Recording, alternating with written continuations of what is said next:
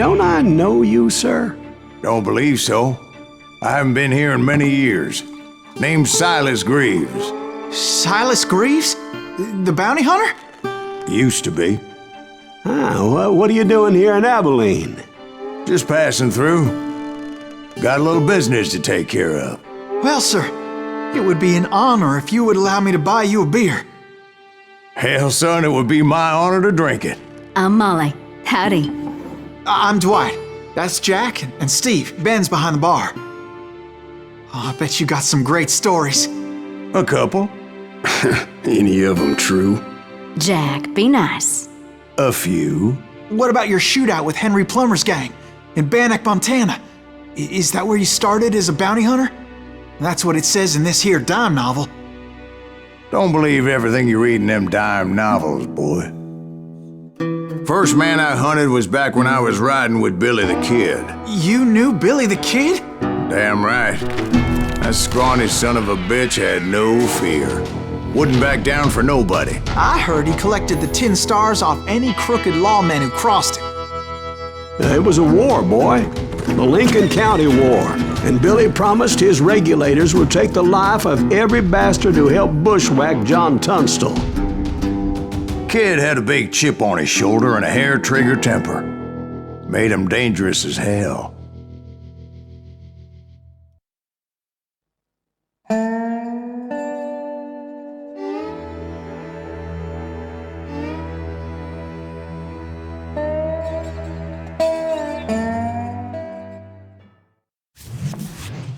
It was about 30 years ago.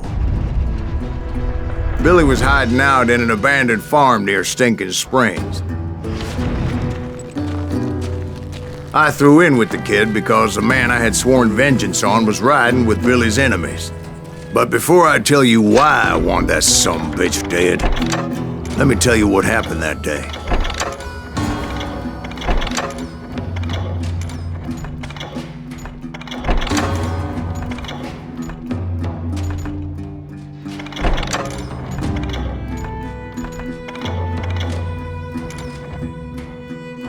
I was heading back to the hideout when suddenly I had this funny feeling.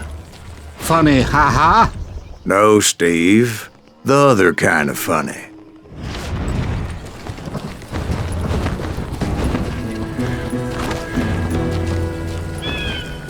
You heard, Pat. Need to stay here to keep an eye on the road. That's not fair. We're missing all the fun. I knew those two morons would never let me through. Hell! Shoot I had that no choice. sumbitch! Was it Pat Garrett's posse? Oh, yeah. I heard the shots and I knew I had to move fast. They're coming from the rear! Garrett and his army of deputies had surrounded the entire homestead. I decided to help Billy and the boys out. So that's just what I did. As the governor of New Mexico was paying for the kid's apprehension, Garrett was able to hire every gun hand in Lincoln County.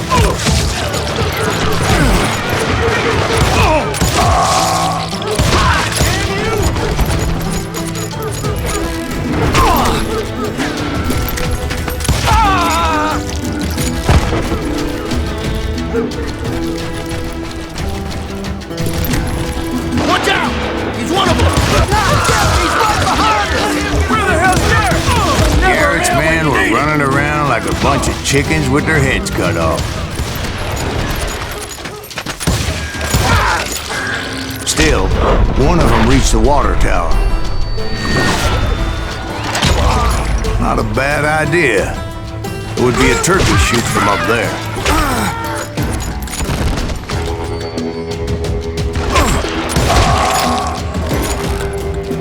Luckily, these shooters Garrett hired weren't the sharpest tools in the shed. I've got this! A lot of them were saddle tramps, or sod busters, or drunken drifters looking to make a few bucks. Where'd he come from?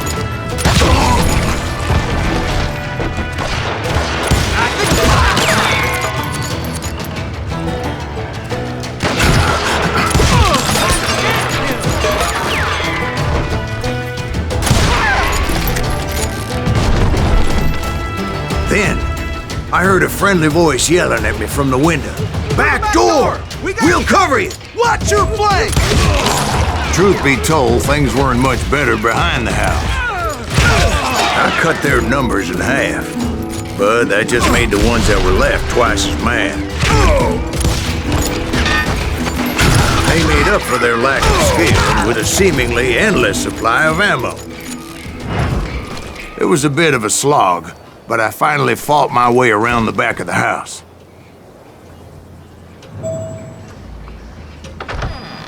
And like that, I was inside, none the worse for wear.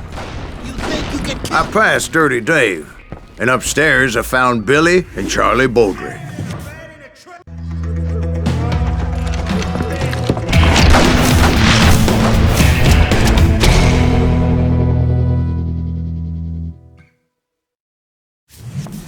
Billy looked at me and said, "About time, amigo! Grab a gun and get to the window!" Wait, so you were friends with Billy the Kid? Yeah, sort of. Anyway, we were surrounded by dozens of deputized shooters who wanted to do us harm. Can't hear you!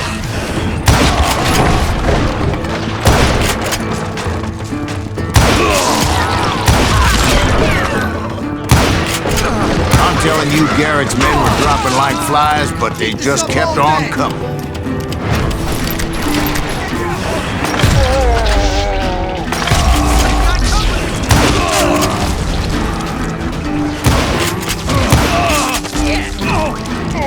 That's when Charlie got hit. "They're catching us in a crossfire," shouted Billy.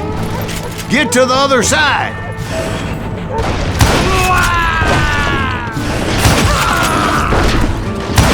I'm done with you.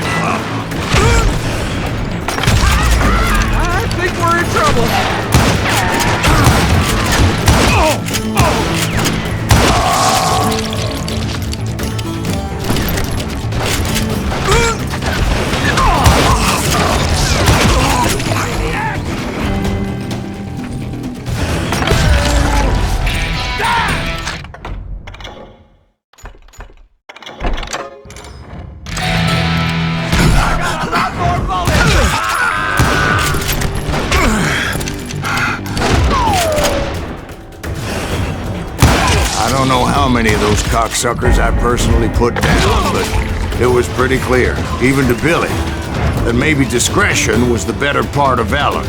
What's that mean? It means that it was time to cut and run. "They got a Gatling!" Billy shouted. "Get the horses and bring them round back. I'll draw their attention." Those poor sons of bitches are done! He directed that order at me, and I thought, why the hell do I have to do it? Many would have fled in my place. But I had that false sense of invincibility that many young men have. Like Jack here. What are you saying, old man? Jack is just joshing with you now. Yeah, he better be. Mr. Greaves, please continue. Please, call me silence. Now, where was I? You were heading for the barn. Right. Making my way past a passel of fallen foes. Sounds like Garrett hired a whole regiment of hired guns. Yeah, and just when I thought I was done with them, more of these hapless bastards would pop up.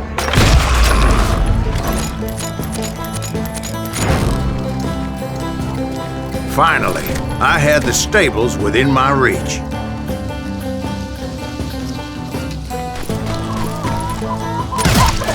After the fight, maybe we could treat ourselves to some fried chicken.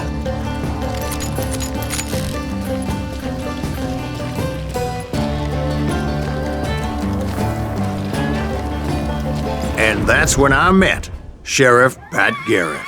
I read that you went toe-to-toe with him, sir. That backstabbing bastard with that tacked-on tin star.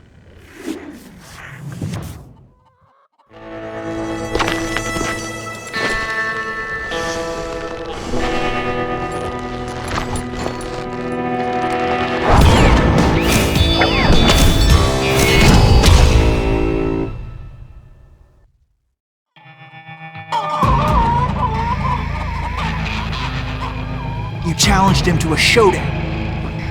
You read that in a dime novel? It said he showed no fear as he took your measure with eyes like a rattlesnake.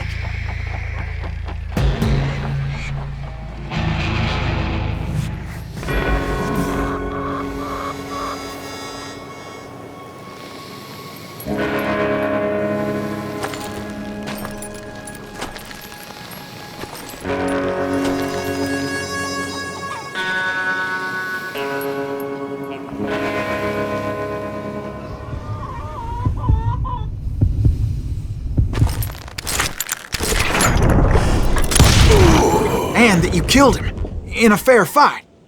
Is that what that penny dreadful said? No, boy. That ain't what I meant when I said I met Pat Garrett. So let me start again. I finally reached those damn stables.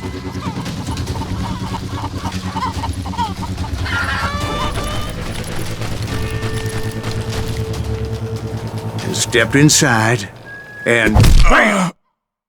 Last thing I heard was Garrett's voice. That's not Billy.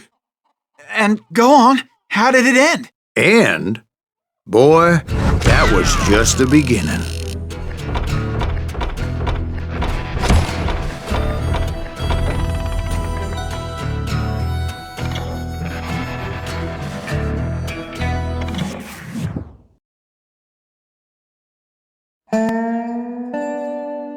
So what happened? Did Garrett arrest you? Yeah, after I came to, the bastard had clocked me with his Colt.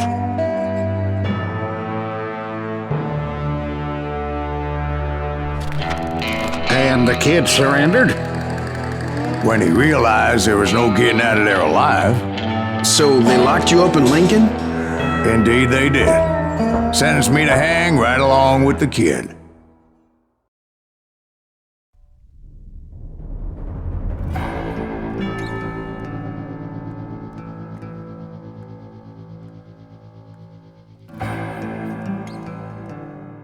It's important to know that I was only riding with Billy so I could find the bastard I was after.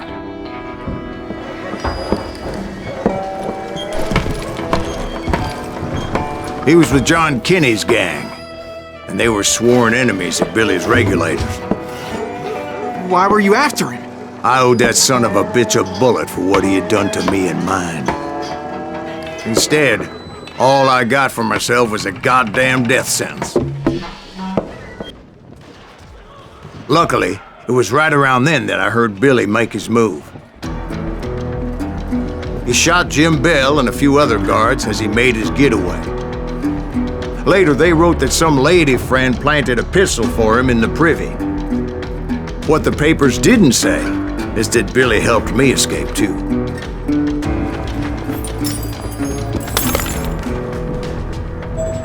My first order of business was finding a firearm.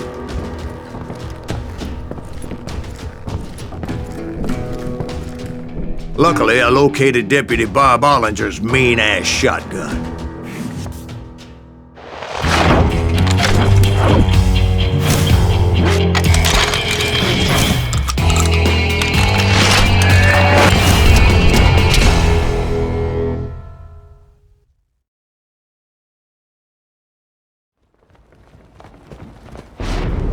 I saw Billy through the window, and he yelled that I should take to the rooftops to make my escape. So I did.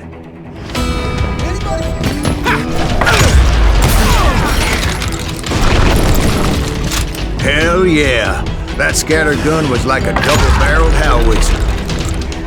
It could blow a man clear off his feet. You hardly had to aim the damn thing. Guards were everywhere looking for him. Can't let the kid get away!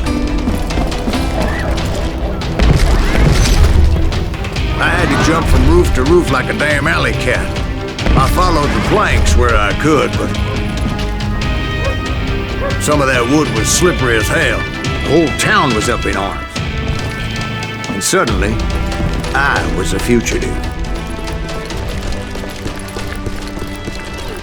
So that bastard you were after, what did he do? He did me and my family a grievous harm.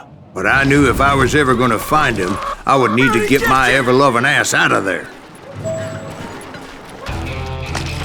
I tried to be stealthy and sneak my way past.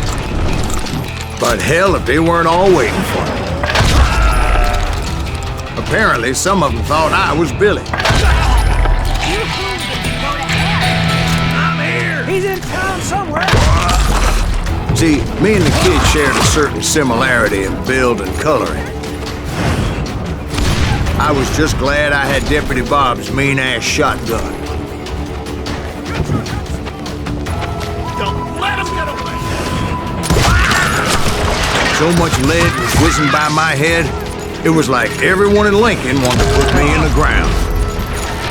I knew I needed to find a horse. Though I never did have a great fondness for those four-legged grass eaters. Smelly, sweaty, ungrateful beasts. We prize them too high, perhaps,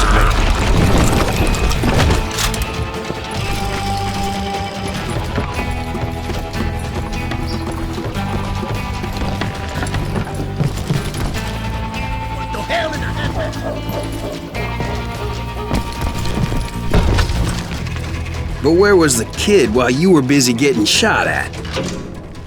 Gone. And that's when it occurred to me why Billy set me free.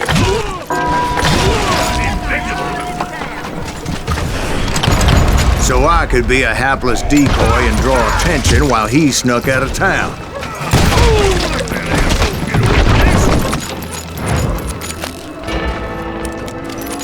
In for the kick! I knew if I made it out of there in one piece, no one would put a price on my head. Because everybody in Lincoln would be dead?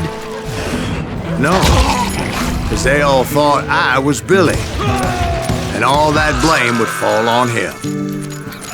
Meanwhile, Deputy Bob Owlinger was organizing a posse to put me down.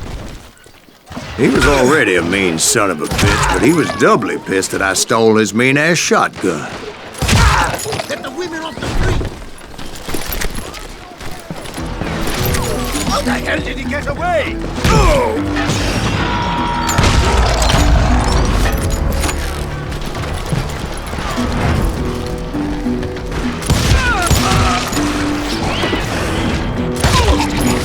Kill that stupid son of a bitch!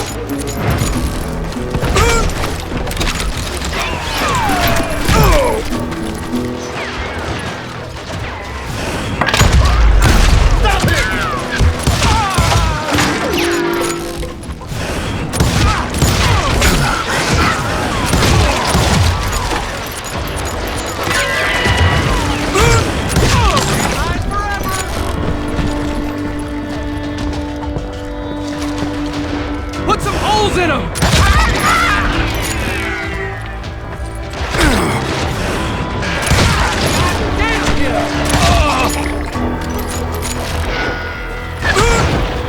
Finally, I found what I was looking for. The stables on the edge of town. I guess Billy saved your ass, taking out Bob Owlinger the way he did. Billy didn't kill Bob. Well, sure he did. He dispatched him right after he shot Deputy Bell. No, sir. Because Bob came right up behind me, angry as hell that Billy had lit out. "Hello, Bob," I said. "I think you better let me go." And he says, "I don't think so, boy. Not with my shotgun." So we stood there in the middle of the street, eyeball to eyeball. He intended to kill me, and I knew I had no choice but to defend myself.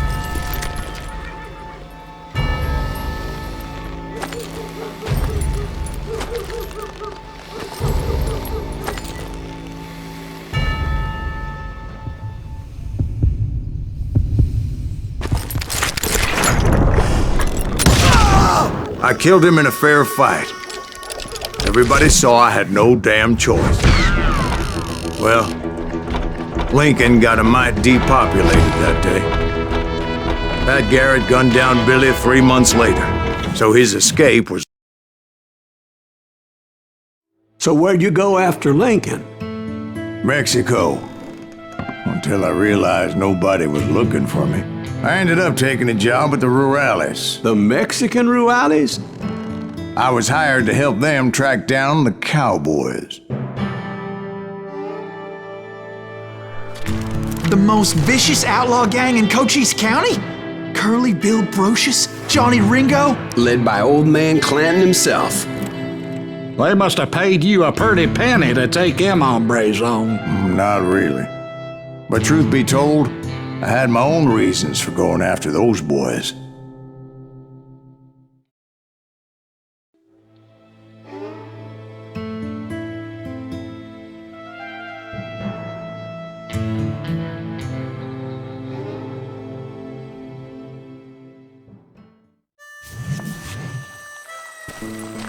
So was the bastard you were after now riding with the cowboys? Roscoe Bob Bryant was his name. Oh. But no, this time it was a different bastard I was after. The aforementioned Mr. Ringo. And yes, he was working for old man Clanton. I came upon them robbing a stagecoach, which wasn't surprising, being they were such murderous thieves and bastards. The bandits wore red scarves, so I knew they worked for the old man. Over there! There! ¿Quién carajo es ese hombre? I did my best to help those poor passengers.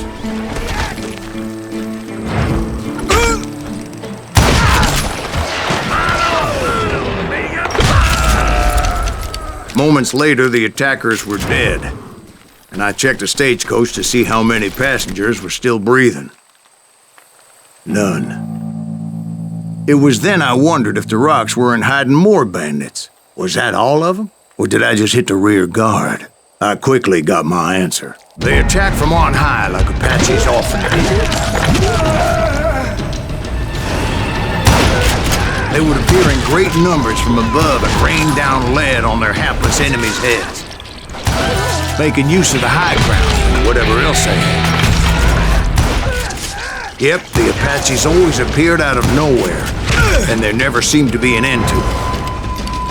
Hold on, were you attacked by Apaches? What happened to the cowboys? Did I say they were Apaches? I said Clanton's cowboys attacked me Apache style. I was in a pitched battle, but I was holding my own against an overwhelming enemy force.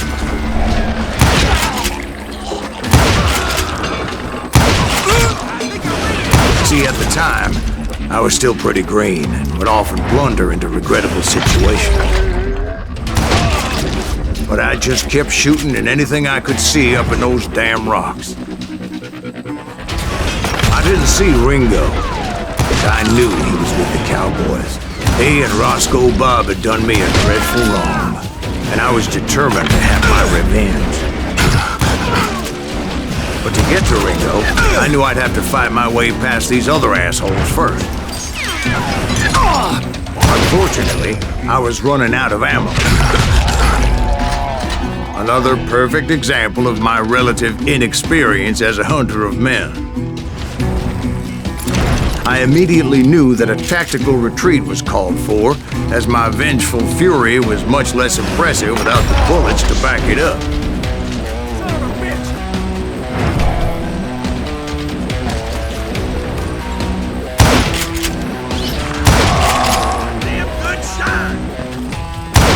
Finally, they managed to corner me. Trapped as I was, the odds of my survival seemed pretty slim.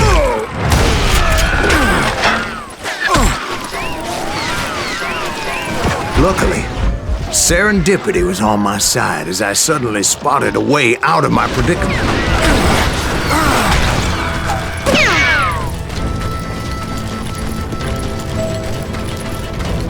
I ran ahead as if the devil himself was after me. Bullets were whizzing by my ears, but I wasn't about to roll over and die. I just kept running like there was no tomorrow. Because there wouldn't be if Clanton and his men caught up with me. As I was scurrying around those caves, I thought, what was I thinking, going up against a gang like this?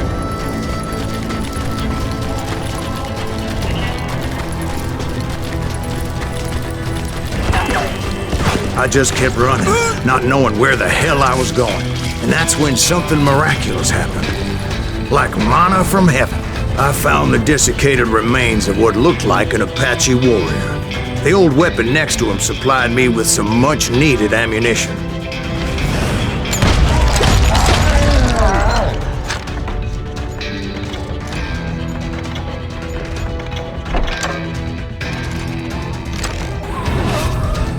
Bat Masterson once told me it was more important to be lucky than good, and he would know. And imagine my surprise when I found a fistful of dynamite to go along with that ammo. That stroke of good fortune evened the odds and bolstered my confidence. It was time to turn the tables. Time for the prey to become the predator. Time for the hunted to become the hunter. Time.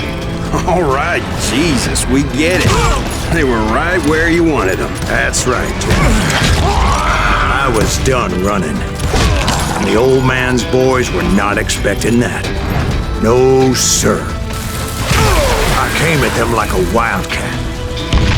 My fury knew no bounds.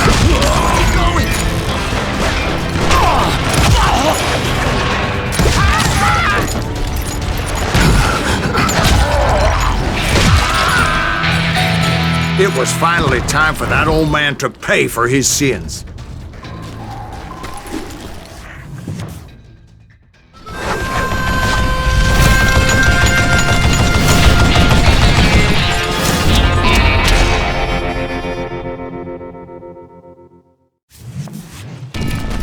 I yelled out at the top of my lungs, "Clanton, I'm coming for you!"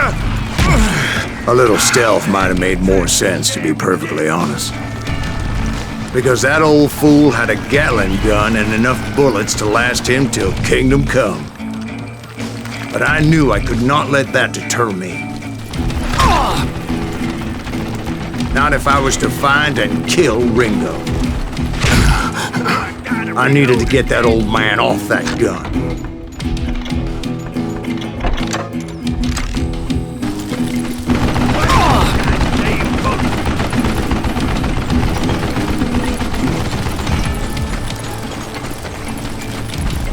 Show yourself! Will you get that? Oh, gotta reload!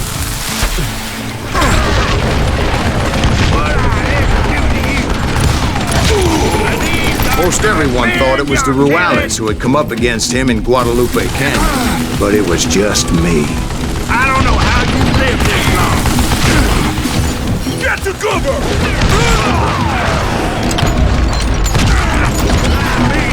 You coward! Zombie! Apparently, one of the cowboys made it out of there alive and told Ike and Billy Clanton that it wasn't a Mexican who took their father's life that day. They just assumed it was one of the 𝗙𝗪s, and that little misunderstanding eventually led to that legendary gunfight at the 𝗙𝗪𝗪𝗪𝗪.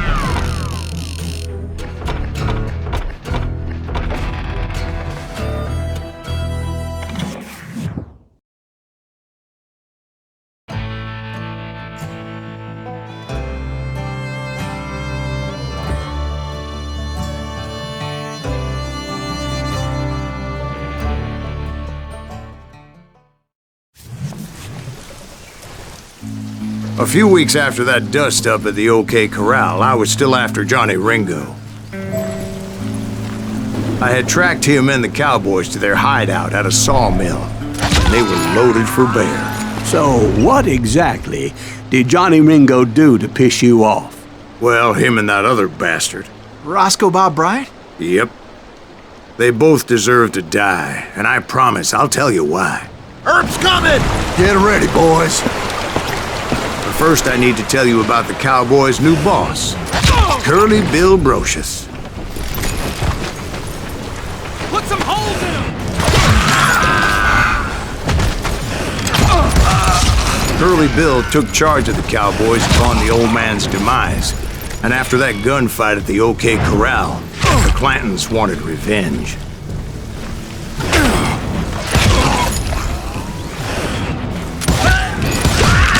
So they murdered Morgan Earp and grievously wounded his older brother, Virgil.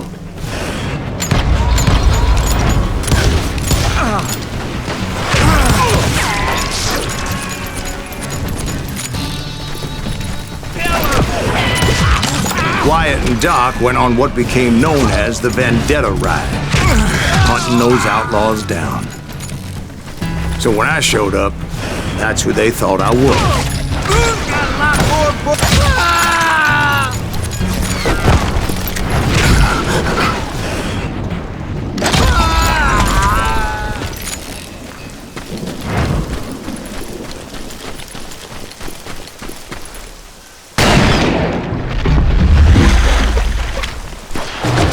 There were killers around every corner, all wearing red bandanas. That's how the cowboys identified each other, and I was beginning to wish I had one myself.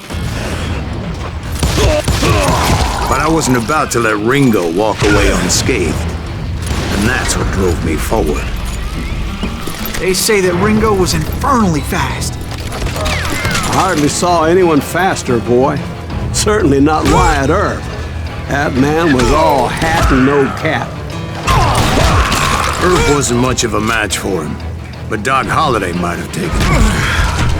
That Lunger should have kept his nose out of it. They never charged anyone for the murder of Morgan Earp.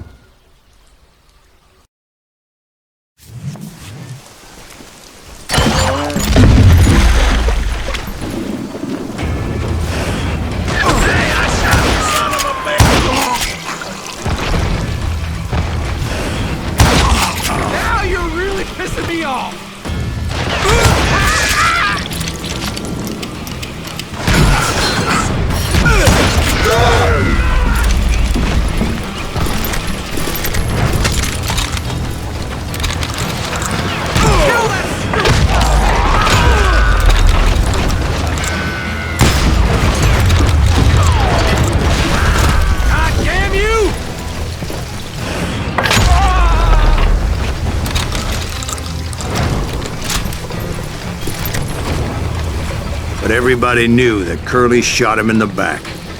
That was common knowledge. Yeah, maybe so. But Ringo had nothing to do with it. He was just being loyal to a friend. Is that what you call it? Being loyal? Excuse me, sir. I have a question. What's that, Dwight? After old man Clanton died, why didn't his son take over the Cowboys? Because Ike Clanton was dumber than a box of rocks and a yellow belly to boot. Now, where was I? Taking down the entire cowboy gang single-handed. Indeed I was, Jack.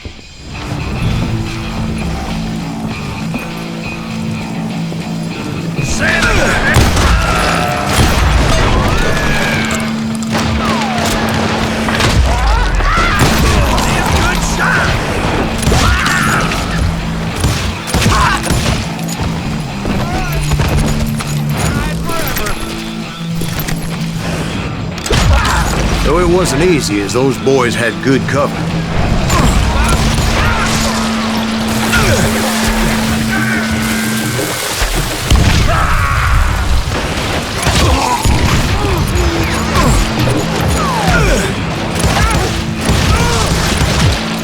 He's wounded!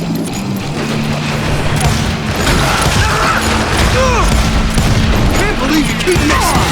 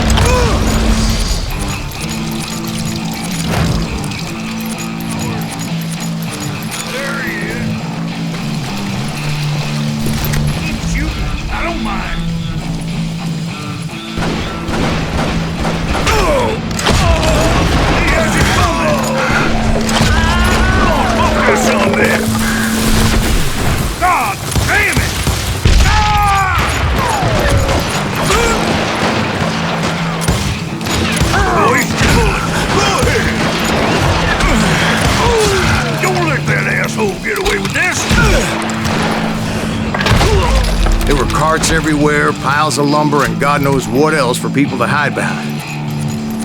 That really was one hell of a sawmill. Quite an impressive operation.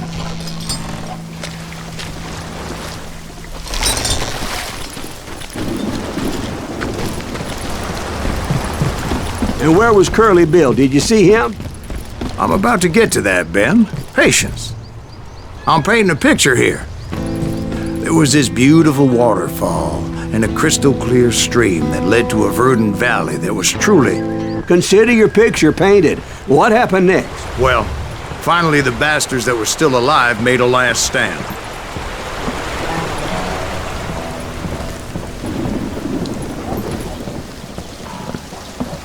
Curly Bill, Johnny Ringo, and his compadres took off into the lumber yard, and I followed after.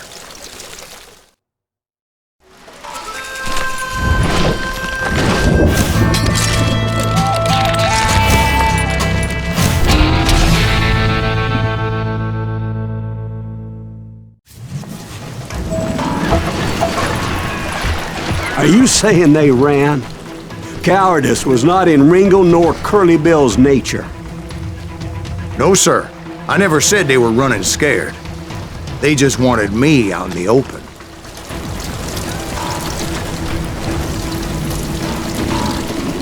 You working for Wyatt Earp?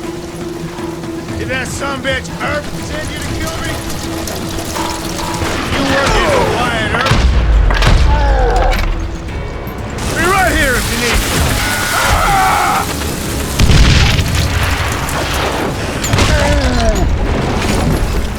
He's still standing! Did that sumbitch Earp send you to kill me?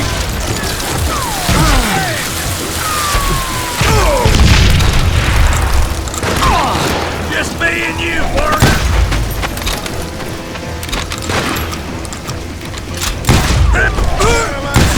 Coming up here all by your lonesome. Now come out with me.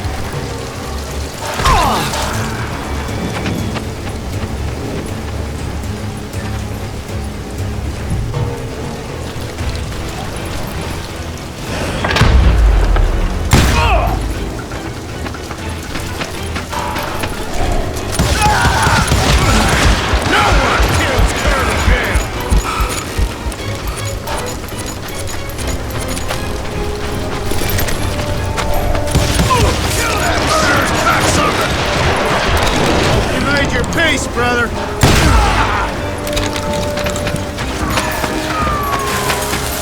Shit. Make him pay for that.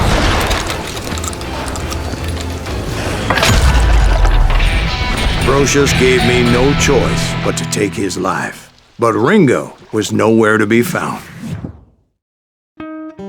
I knew you didn't kill Ringo, because he was found dead in a different location altogether. To this day, his killer is still unknown. Indeed. Took me a few months before I finally tracked his ass to West Turkey Creek Canyon.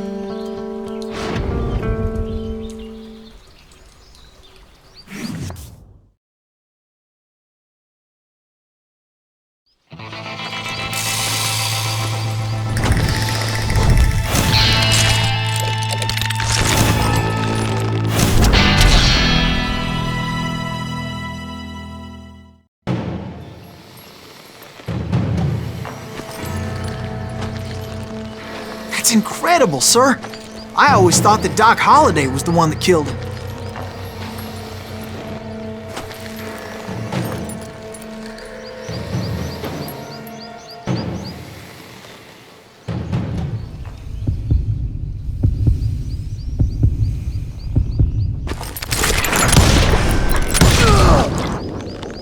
Sorry I had to ruin the legend for you, boy. But the legend ain't always true. Doc Holliday had nothing to do with the death of Johnny Ringo.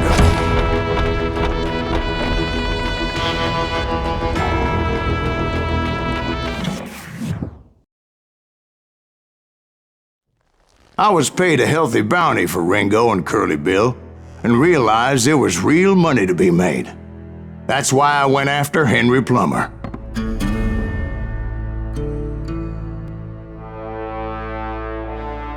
Now, wasn't he the sheriff who augmented his income by shaking down miners and robbing gold shipments? That's the one. Oh, yeah, I remember him.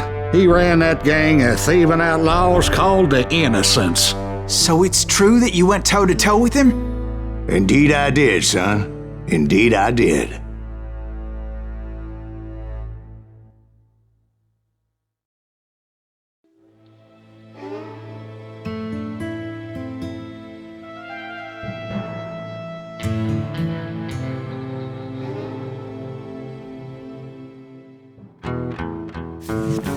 I knew I needed resources if I was going to track down Roscoe Bob Bryant, and hunting Plummer looked like a good way to get rich quick. As the local vigilantes exposed him as the leader of the bandits.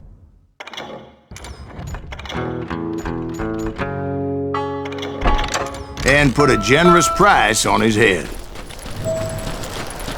Plummer rallied his gang to plunder one last gold mine before making their escape. And that's where I thought I'd find him.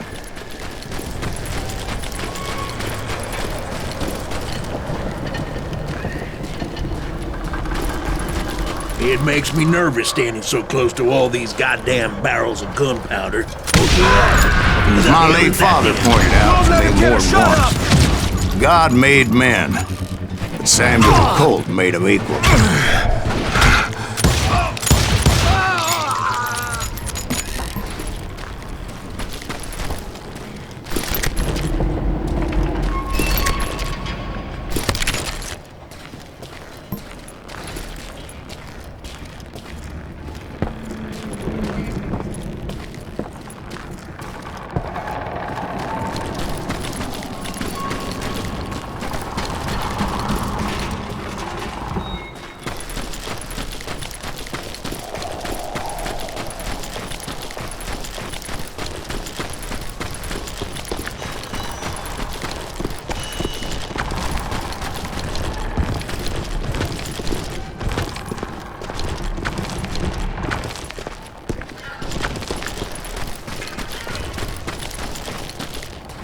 I knew that dynamite wasn't mine, so I decided the polite thing would be to return it. It was the biggest gold rush since Sutter's Mill in '48. Unfortunately, prospectors weren't the only ones drawn to those riches.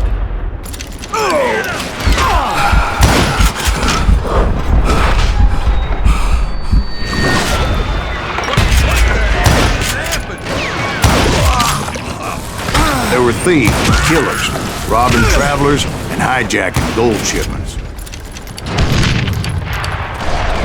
Like those that ran with Plummer. Some were just regular folks I knew from town, drawn by greed and easy pickings. Charlie Crow, the blacksmith. James, who worked in the stable. Sam and Jeremiah Barber, the butcher's son. Ordinary citizens who lived a double life. Stealing and thieving and murdering their neighbors. Of course, the rest were veterans of the Civil War. Stone-cold killers trained on the bloody fields of Shiloh and Antietam. Plummer had a lot of men on his payroll. A hell of a lot. That son of a bitch pretended to protect the public with one hand while stealing them blind with the other.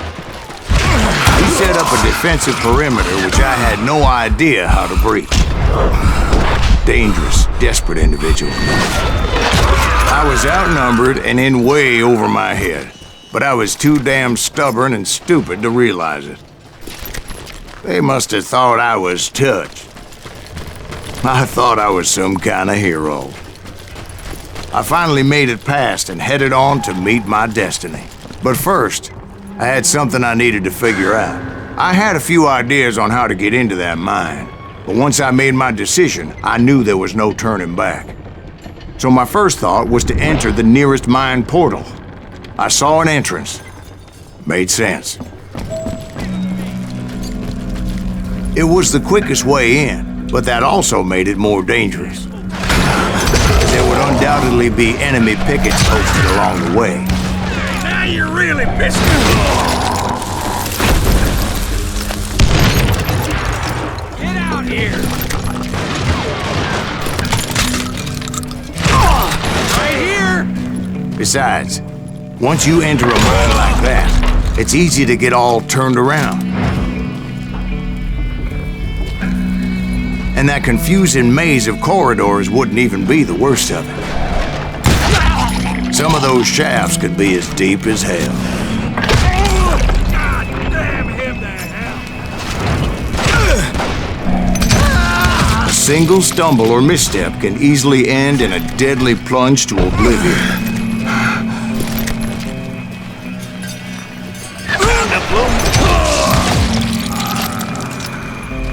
Quick reflexes often make up for a lack of common sense.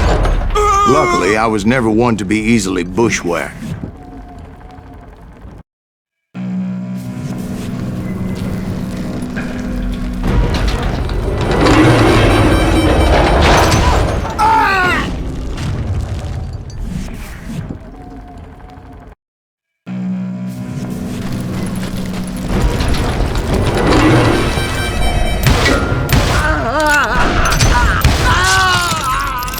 I would just need to be careful not to blow myself to kingdom come.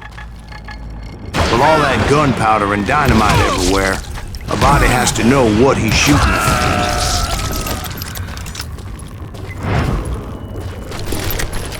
One wrong bullet could have turned that mine into a dad-blasted tomb.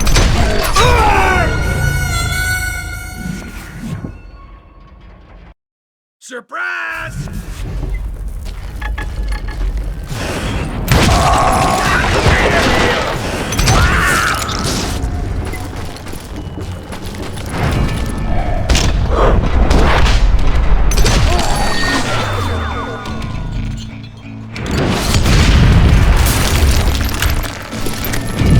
I freely admit that my plan of attack was not just moronic, but clearly insane.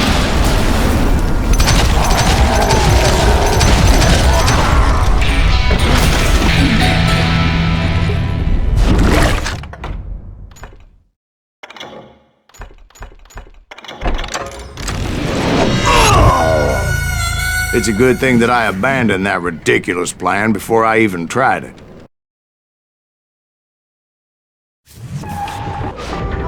Instead, I spotted a ladder, a way into the mine from the opposite side.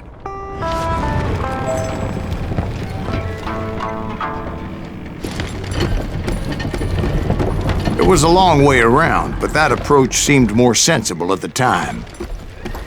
Of course, being I had a problem with heights, that scaffolding scared the bejesus out of me. Climbing down that ladder required some caution, because even though I had a younger man's reflexes, no man can dodge a damn bullet while climbing down a rickety ladder. I was determined not to give up, however. As Sheriff Plummer seemed quite the despicable character. When the vigilantes discovered what the sheriff was up to, people were outraged. That 10,000 they put on his head would go a long way to helping me find old Bob. And I had made it my mission to settle that score come hell or high water. But first, I would have to make a choice. Take the elevator or climb the ladder.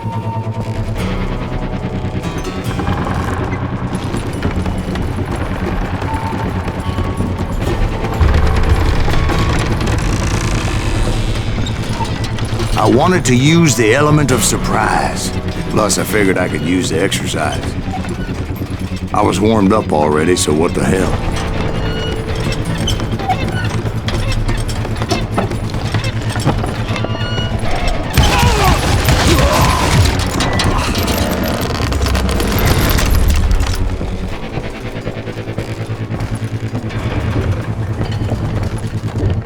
Plummer was a mad dog killer. And the people of Nevada City deserved better. Nevada City? Well, I thought Plummer met his maker in Bannock, Montana. Right, well, he was the sheriff of both places at one time or another, but that's neither here nor there. The point was, taking him down would save a lot of lives, including my own.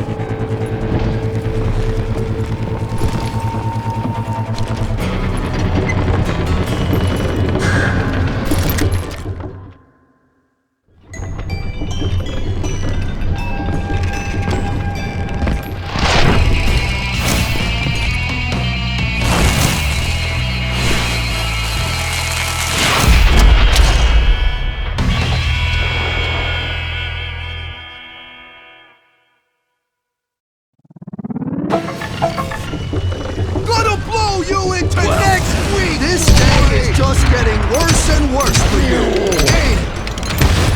𝗙𝗪𝗪𝗡 was clearly unhinged, and I could see right away that this was gonna take some doing. Do it! You can shoot, but can you aim?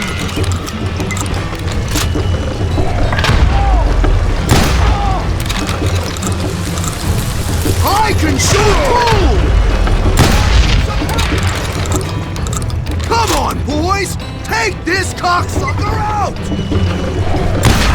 Last shot, son of a...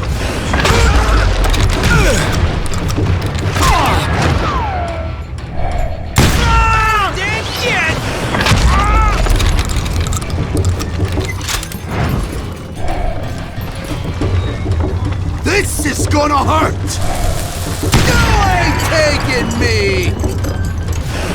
Whoa. That is smart!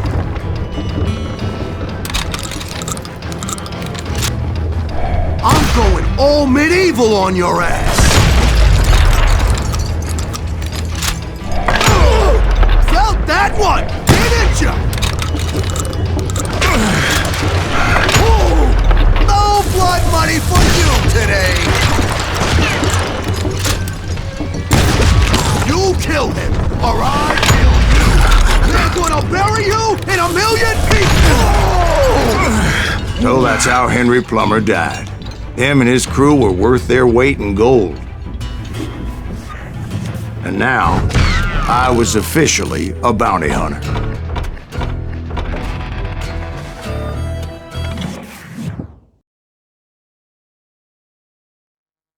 So, did you finally go after that Bob feller? Well, I heard word he was in Kansas with John Wesley Hardin, so that's where I went. Where in Kansas? Abilene. Why do you ask, Ben? No reason. Was Hardin as fast as Ringo? Ringo was fast, but John Wesley was as fast as the devil himself.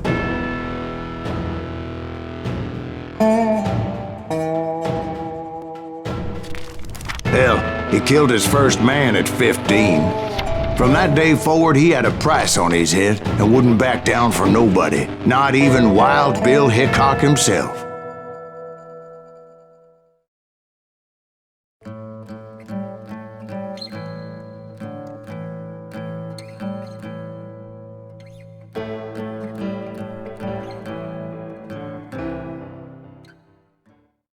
I dodged death many a time, and that night in Abilene was no different.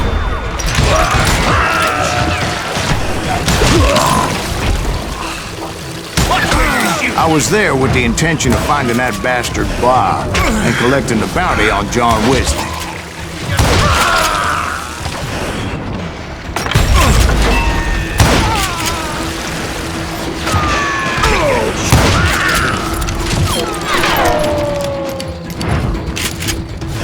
I thought the Texas Rangers got Hardin. Yeah, that's what they want you to believe. It was cold and a witch's tit and a brass bra that night as I fought my way past his loyal compadres to the very same saloon we're sitting in today. Look around and imagine this place painted in blood. Hardin was waiting for me, and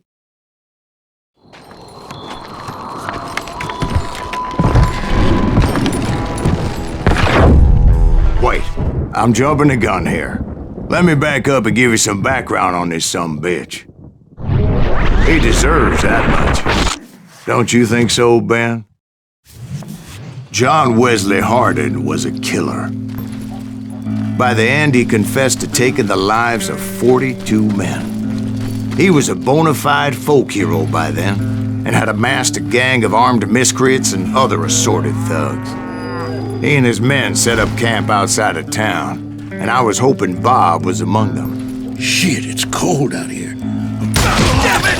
Shoot that son of a bitch! They didn't ask why I was there. They knew. As most of them were wanted as well. I figured Hardin was here somewhere, but to get to him, I'd have to get past his gun hands. I had to spill a lot of blood to find out Hardin wasn't in that camp. He was carousing in town with his closest friends. Hardin's boys apparently didn't want me to reach the Bull's Head. Some were hightailing it into town to inform their jefe of my unwelcome presence.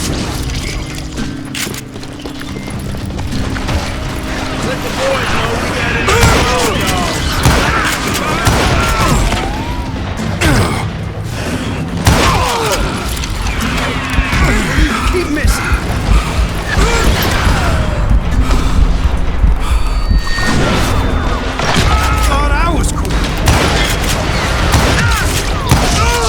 I wondered if Bob was among them.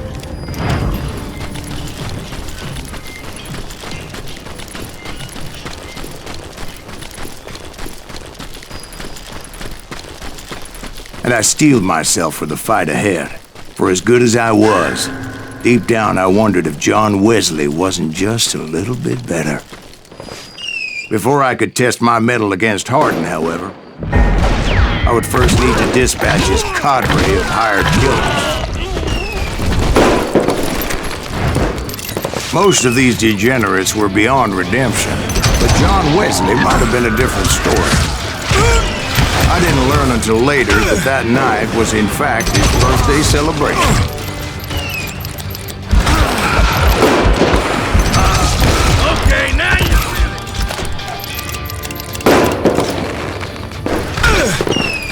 Where you're shooting.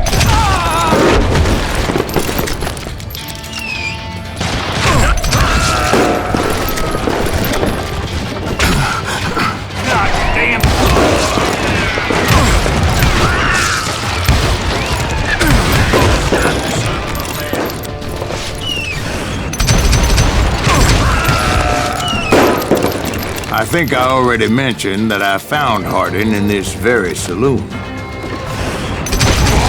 Suffice it to say, nobody there was happy to see me.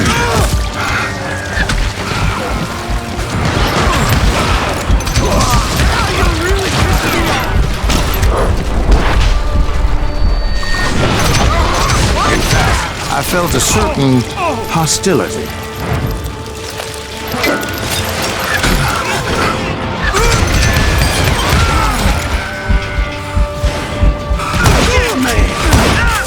I was disappointed that neither Bob nor John Wesley were among the dead. But that was short-lived, as a moment later I was facing down the fastest gun in the West.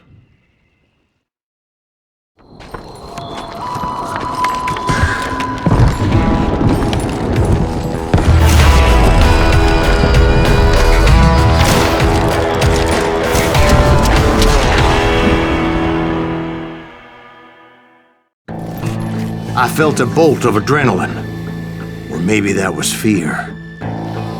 He was well known for his tricks, and I knew I'd need my own if I was ever to defeat him.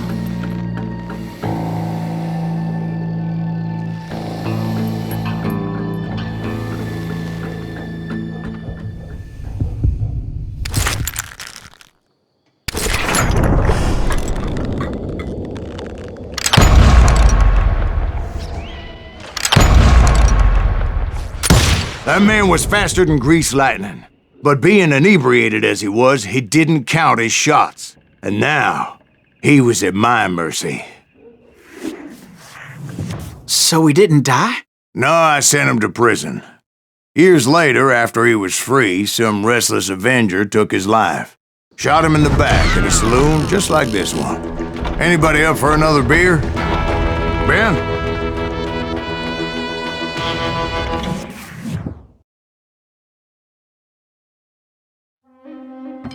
Thank you, darling. Yeah, some say revenge is a dish best served cold.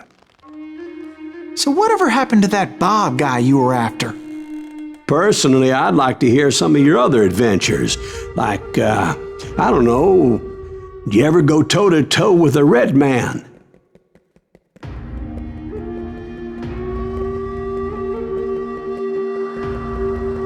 Yes, I did, Ben. I remember once I was after this renegade Apache, Grey Wolf. Strangely enough, revenge was also his primary motivation.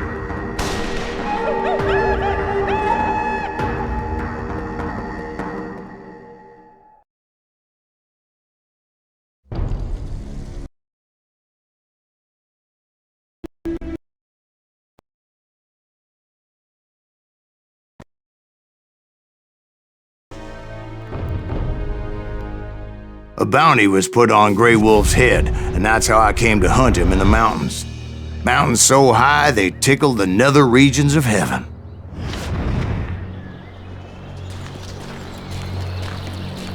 Grey Wolf was a 𝗙𝗢𝗪𝗪𝗡 Apache medicine man who had led a war party in revenge for a massacre against his people. The U.S. Army had attacked his tribe during his daughter's sacred sunrise ceremony, and the slaughter was unspeakable. I understood his anger, as there's nothing more traumatic than seeing those you love die in a cruel and painful death. Right from the beginning, I couldn't shake the feeling that Grey Wolf was watching my every move. He led a band of young Apache warriors who wanted retribution and were more than willing to die for him.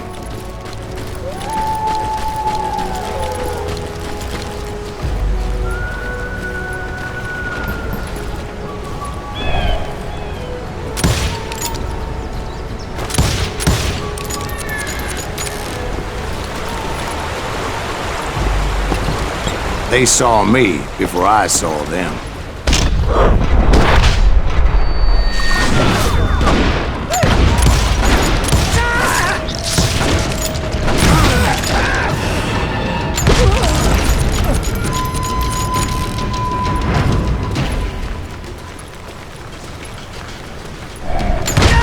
And it crossed my mind that maybe this wasn't such a good idea. But now that the shooting had started, there was no backing down.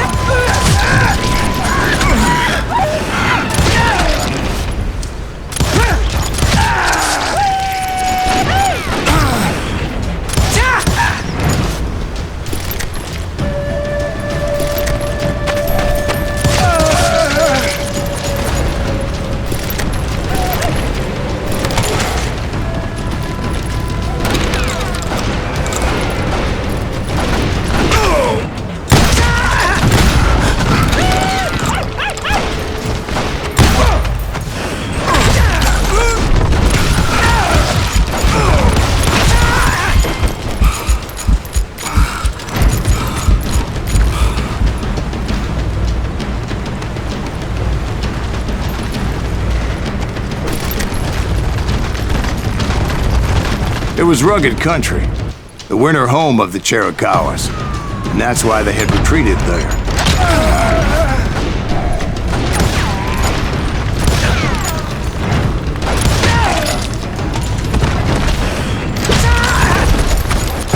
I admit to having some regrets about going after them the way I did. But then again, I got a lot of those.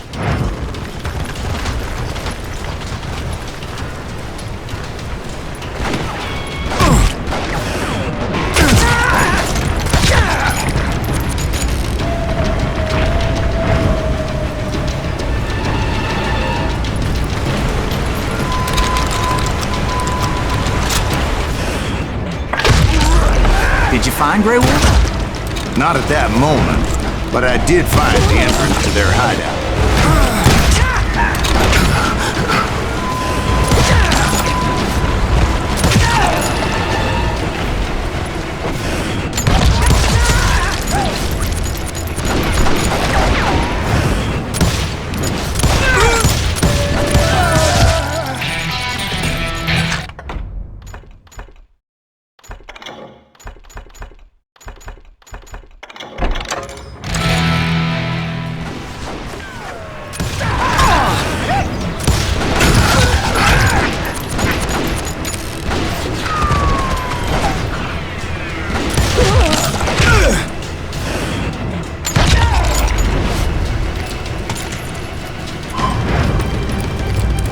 deep crevice that led to a deeper cave. Don't tell me we're in there. Yeah, but it's not out of bravery so much as pure, angry cussedness.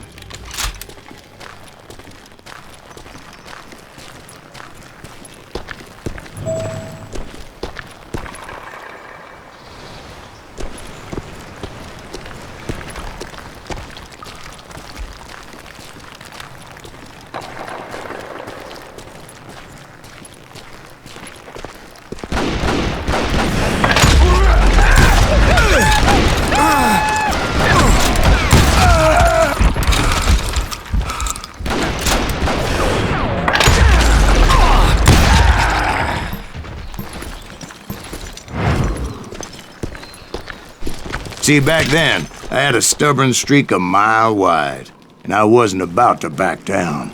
So it was like pitch black in there? Actually, it was pretty well lit. They had torches on the wall.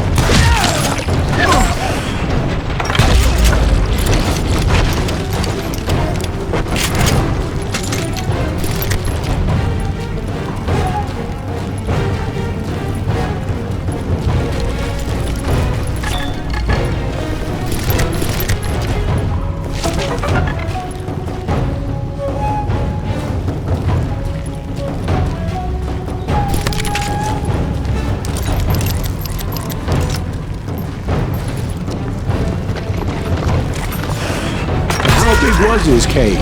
Big as hell, Ben. 𝗙𝗦𝗪𝗪 had hid out there during the Indian Wars.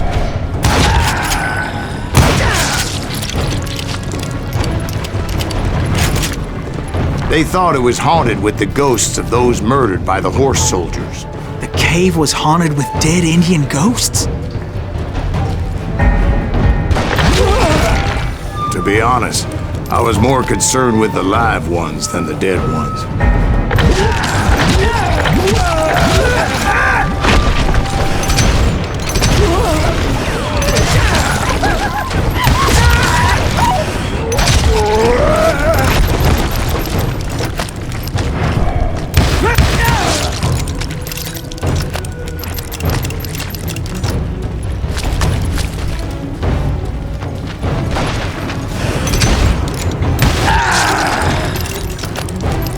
How come you know so much about engines? A few years back, I was married to two 𝗙𝗪𝗪𝗪 women. At the same time? Yeah, they were sisters. Polygyny is traditional among the 𝗙𝗪𝗪𝗪. So what happened? Oh, I had to get out of there. Those girls never shut up. Both of them nagging at me all the time. Drove me half crazy. Haven't seen them since. No, I mean, what happened with Grey Wolf? Oh, well, I pursued him into the Cave of Death.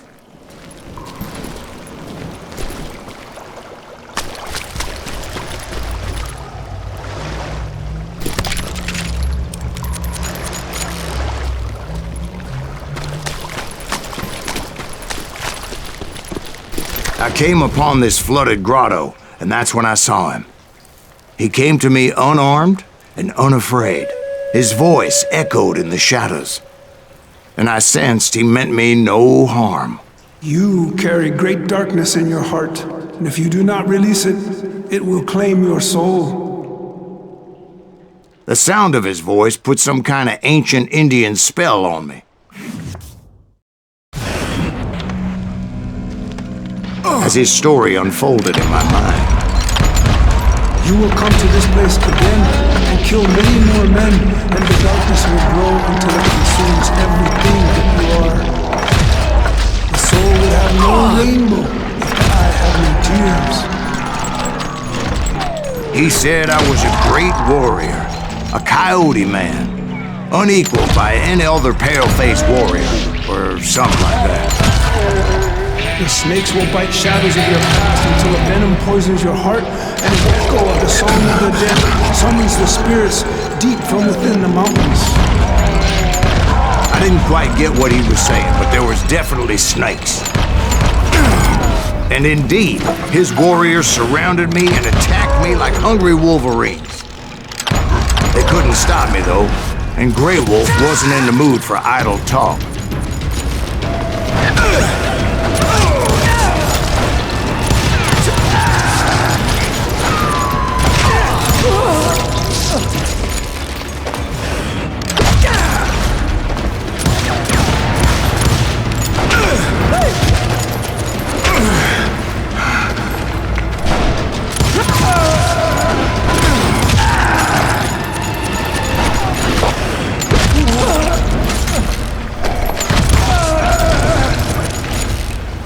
swear I couldn't see any way out of this trap. But suddenly, one just appeared, kind of like a miracle.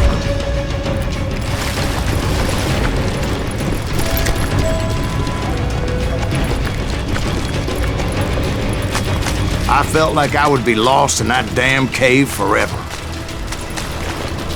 Finally, I found myself back outside, perched on the edge of a precipice, overlooking a thundering whitewater river. To get where I was going required several leaps of faith, but no way in hell I was turning back. I chased after him, determined to make him explain the meaning of all that mumbo-jumbo. Mumbo-jumbo's right. Are you making this all up as you go? A few details may be fuzzy, brother, but I am relating exactly what happened.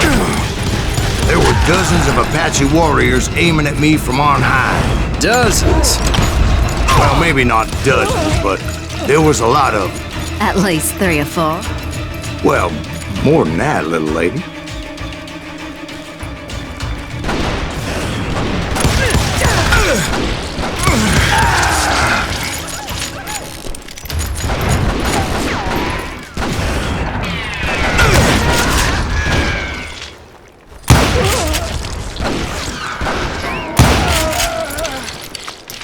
I had a steep climb up creek ahead of me and scrambled up those rocks like a mountain goat.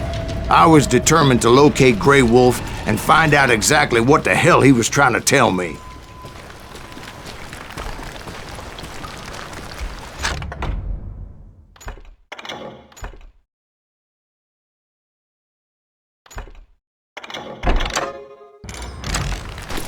And wouldn't you know it, that crafty son of a bitch led me right into a trap. What kind of trap? Well, son, there had to be at least 100 Apaches surrounding me. 100? God be my witness. Oh, come on. Who are you kidding? Hey, I believe you. Come on, tell us how it ended. All right, but I'm not gonna drag this out. Where were we? You were surrounded by 100 Apache warriors. Well, I didn't take the time to count them exactly, but there were a lot of them.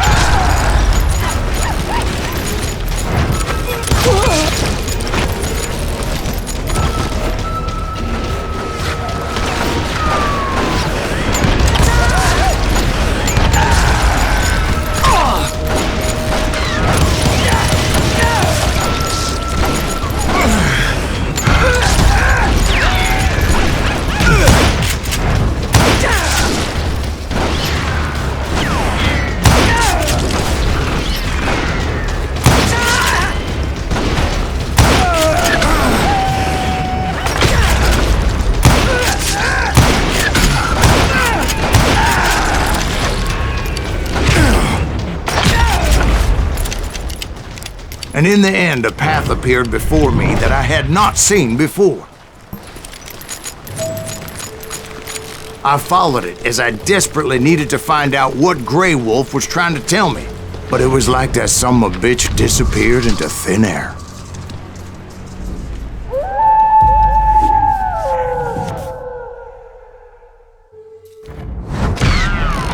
Never did find him. And never did collect my goddamn bounty.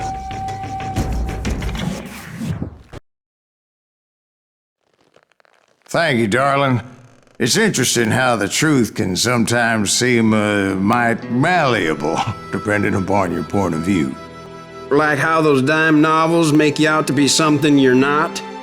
Jack, don't be starting trouble. No, he's right. They do tend to exaggerate. Did they exaggerate your part in taking down the Daltons? Well, I was there in the flesh, boy, so I saw what happened firsthand.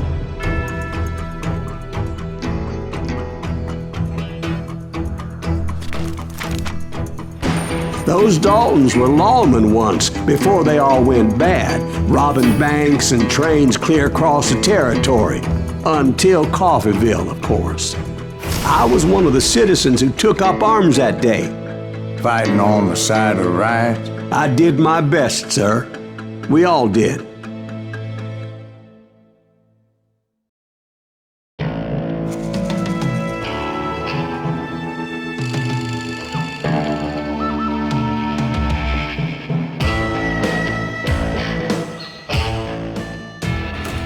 It was early morning. One of my friends was a local gunsmith, and he handed out firearms to anybody who'd take one. You see, the Daltons got it in their heads to rob 2 banks at the same time. 2 banks on the same damn street. Well, the locals recognized the Daltons right off. Before they could get away, half the town took up arms to defend their property. Their first mistake was pulling a job in their own damn hometown. The boys grew up in Coffeyville, so everybody knew them. The bank teller tricked them, telling them the time lock on the safe wouldn't open till 9:30. Put some holes in them!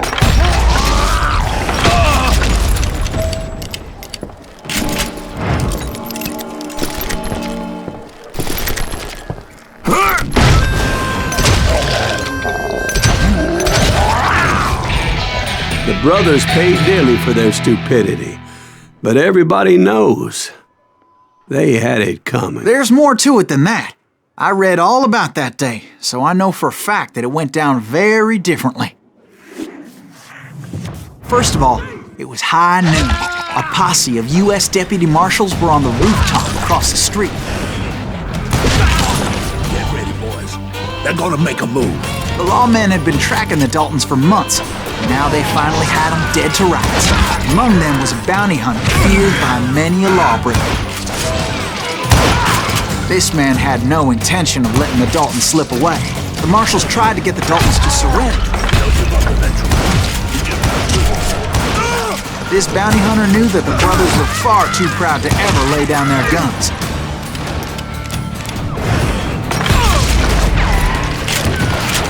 He went in there alone to confront those criminals. One of the marshals shouted, "Where are you going? Are you crazy?" Hey!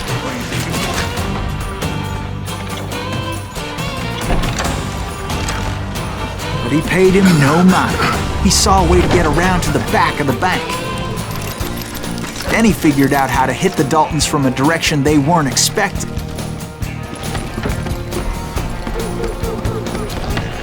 A moment later, he was climbing up a steep ladder, laughing at danger as he did.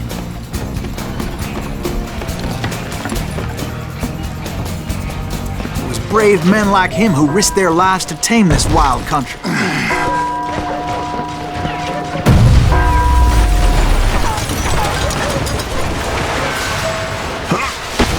We've got company! Heroic men like him, who did what other men couldn't or wouldn't to make this country free.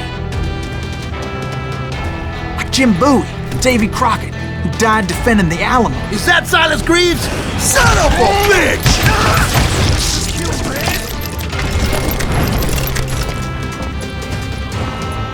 You better hide!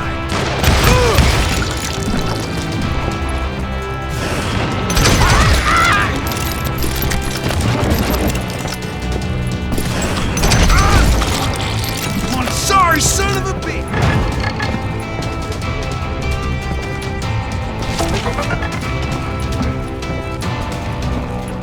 Over there! That's Silas Greaves! What the hell? Blam! Blam! He came away victorious, taking down those thieving Daltons. His name? Silas Greaves, and when the dust finally settled, he was the last man standing.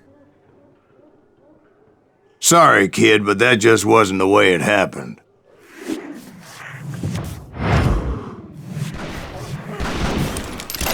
It was early evening, not high noon.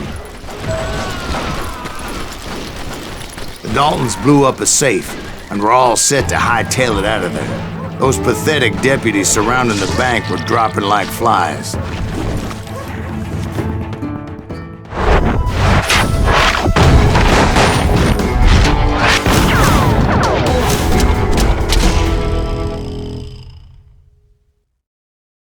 I'd been tracking those jokers for months, waiting for them to do something reckless. Thank you. And finally, they did.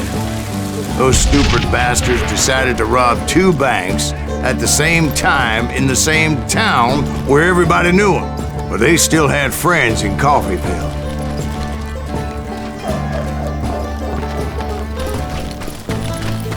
Keep shooting. I don't mind.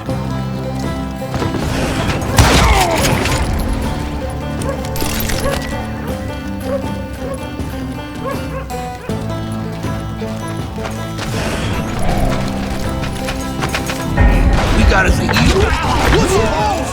And those friends came after me like a pack of wild dogs, tooth and nail. They were coming at me from all directions. I caught sight of the Daltons running with the money and didn't want to lose them. Problem was, they knew the town better than I did. And to top it off, I found myself in the middle of another shootout entirely. Did the Daltons hold up in somebody's house? No, it was the Smiths, I believe. They were cousins of the Daltons, and they were shooting at the Browns, who were shooting at the Daltons, which wasn't any surprise, because those 2 families have been feuding forever. And since the Joneses are related to the Browns, they shot at the Smiths, pissing off the Heimhoffers, whose daughter recently married a Smith. Well, bullets were flying every which way as all the old feuds in Kansas caught fire all at once. There was a hell of a lot of pissed off people in Coffeyville that day. But that's just the way life is sometimes. Shit happens.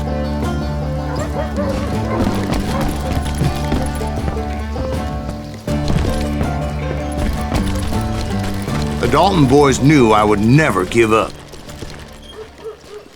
Those Daltons weren't the sharpest knives in the drawer, but they always stood together. They set a trap to slow me down and allow at least 2 of them to escape. The 3rd brother stayed behind to plant me, just in case that trap of theirs didn't work.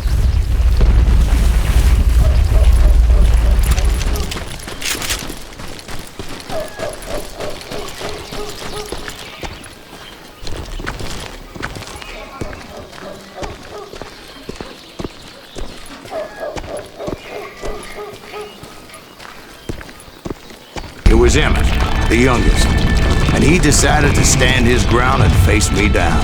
I ain't afraid of you, Silas Greaves. This is where it ends for you. He was determined to protect his brothers. I understood how he felt. Taking me on all by his lonesome wasn't exactly a recipe for a long life.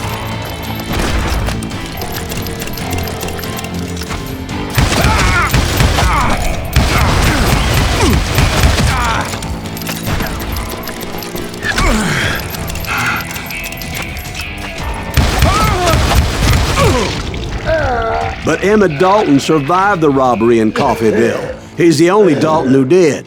They say he was shot 23 times. Well, Dwight, who do you think put all those damn holes in him? But I have to admit, that boy had grit.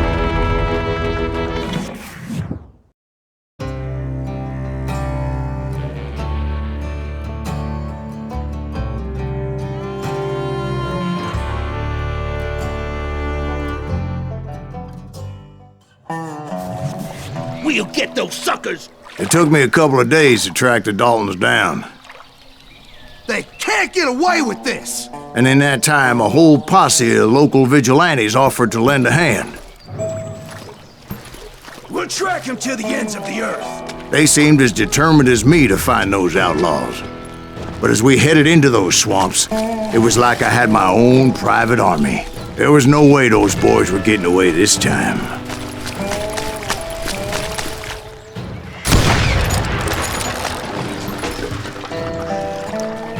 It was early fall, right? Beautiful time of year. At least you had the weather on your side. Not by my recollection. It was damp and foggy as hell. It was tough to stay on a true course, so we kept an eye out for landmarks.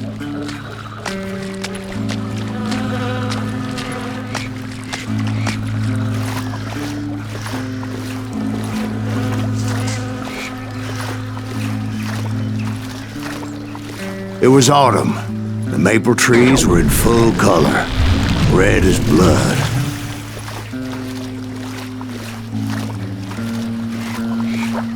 The rains that year were torrential, so the whole area was flooded. The vigilantes had spread out wide, and pretty soon I couldn't see anybody.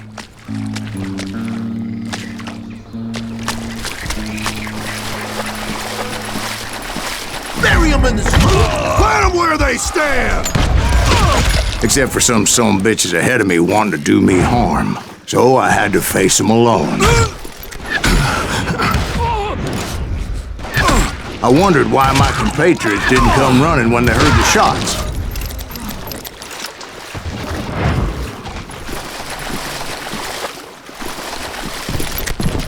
So did you find the Daltons? Not yet, but I did have the questionable pleasure of meeting a few of their friends.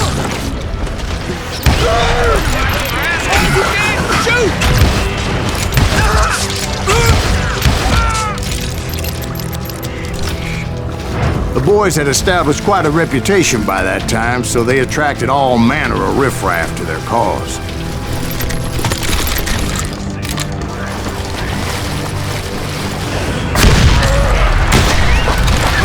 Point being, I was under serious attack. Belly full of buckshot. Gonna be loud! Learn that. I'm still standing.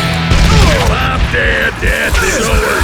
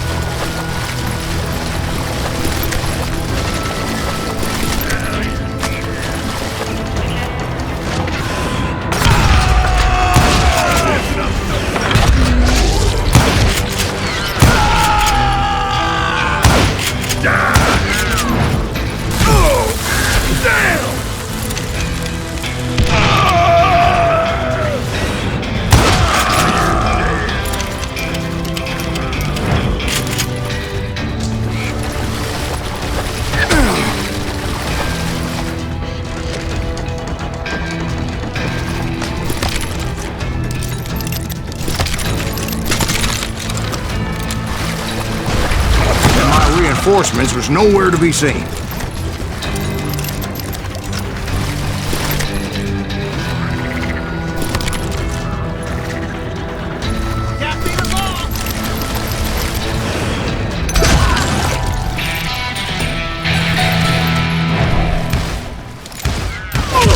Son of a bitch is killing everybody!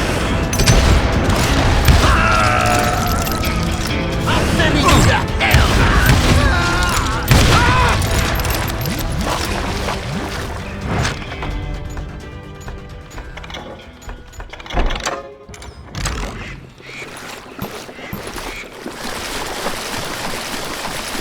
But luckily, a barn materialized as if right before my eyes. I scrambled up top to get a better view.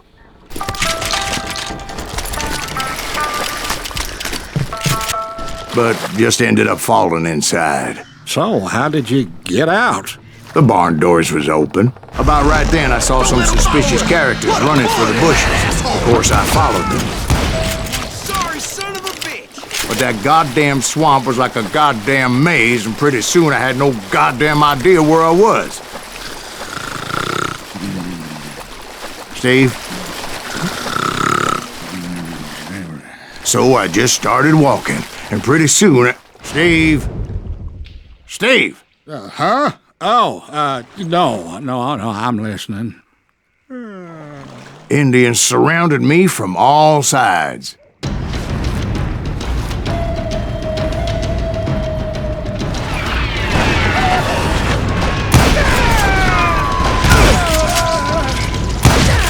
Injuns?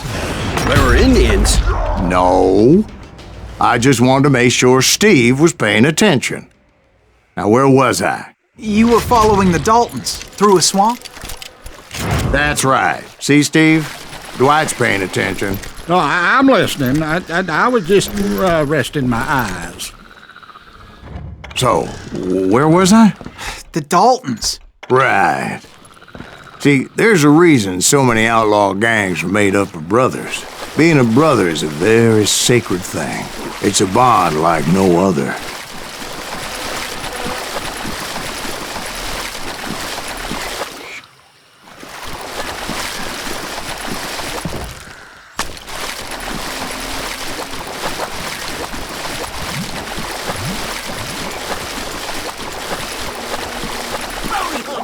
Stop that, son bitch! So did you ever find the damn Daltons? Not yet. But I did find a few of their cousins. 𝗙𝗢𝗪𝗟𝗏s breed like rabbits. Or Smiths or Heimhoffers or who knows what. But hell, what's more important than family? I bet Ben knows what I'm talking about.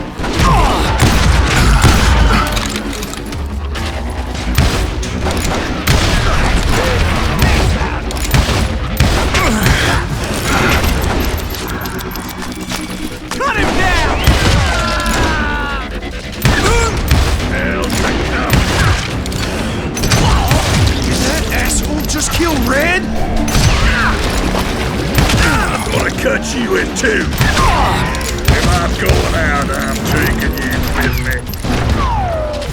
I knew those Dalton boys were out there somewhere, standing together against anyone who would threaten them.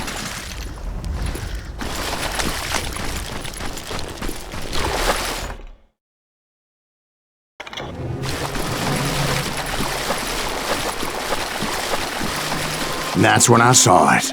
A goddamn steamboat. A steamboat in a swamp? Yeah, Steve, but this wasn't much more than a wreck, really. But how'd a damn steamboat end up in the swamps? Yes, it floated off during the flood of '89. Now, was it a stern wheeler or a side wheeler? What? Does that really make a difference, Steve? It was a steamboat with a goddamn army on board. It was then that a fusillade of bullets come raining down from on high. And those vigilantes who accompanied me weren't anywhere to be found. But among those men that were shooting at me, I thought I saw some familiar faces.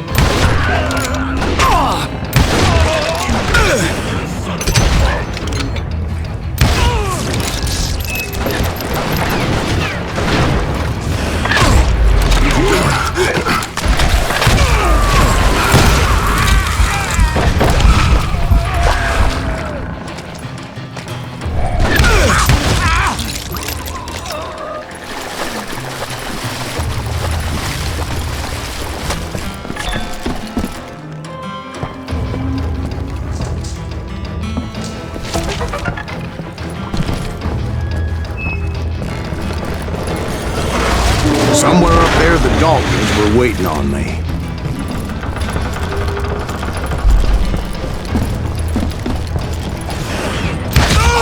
Come on! Kill him!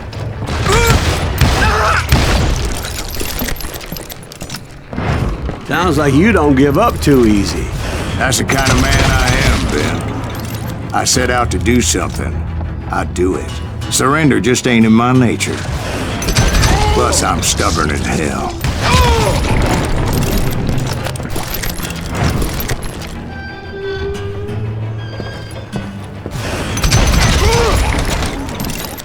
That's right!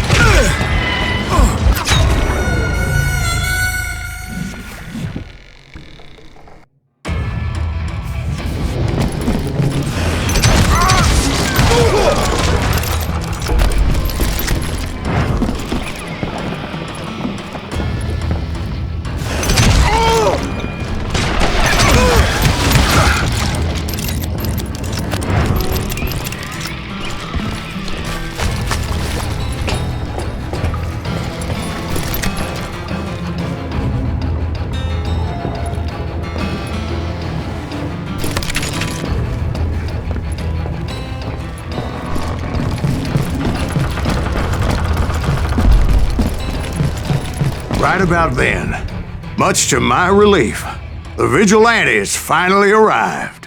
Their leader motioned at a cabin in the middle of the top deck, pointing me directly at the Daltons. I finally had them, after months of dogged pursuit. But it turned out that they had me. I'm sending you to hell!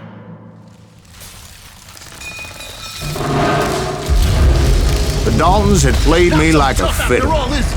Apparently, the vigilantes were on their damn payroll. They didn't just want to shoot me. They wanted to burn me alive. But finding my way out of a burning labyrinth proved to be quite a challenge. It was a riverboat, right? I mean, it's not like it was a goddamn ocean liner. Well, yeah, but I was in a Did you fight. hear about that ship that's gonna launch next year? Largest one in the world. You're talking about the Titanic. If you ask me, it's too blessed big. I don't think it'll even float. So anyway, Don't be stupid, Steve. They know what they're doing. They say that the Titanic is unsinkable. oh God. But getting back to that steamboat, how'd you get off it, Mr. Greaves? I took in a lot of smoke that day, so I admit my recollection might be a bit hazy. But somehow I managed to finally disembark. It was time to settle this once and for all.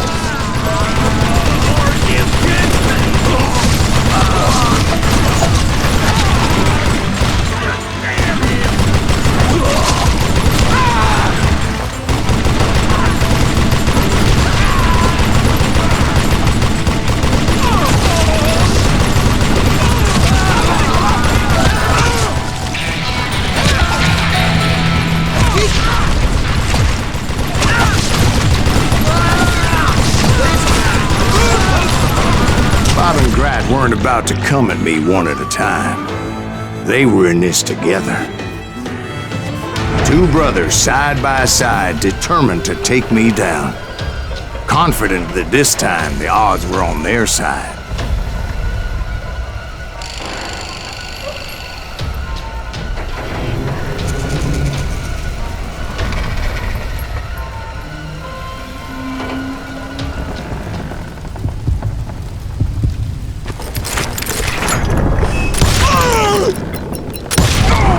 They got it wrong. A sad end for those two. If they'd only known that Emmett was still alive despite his wounds. Paroled 14 years later, he moved to California and sold real estate and lived off the legend of that fateful day. And the tragic death of his two brothers.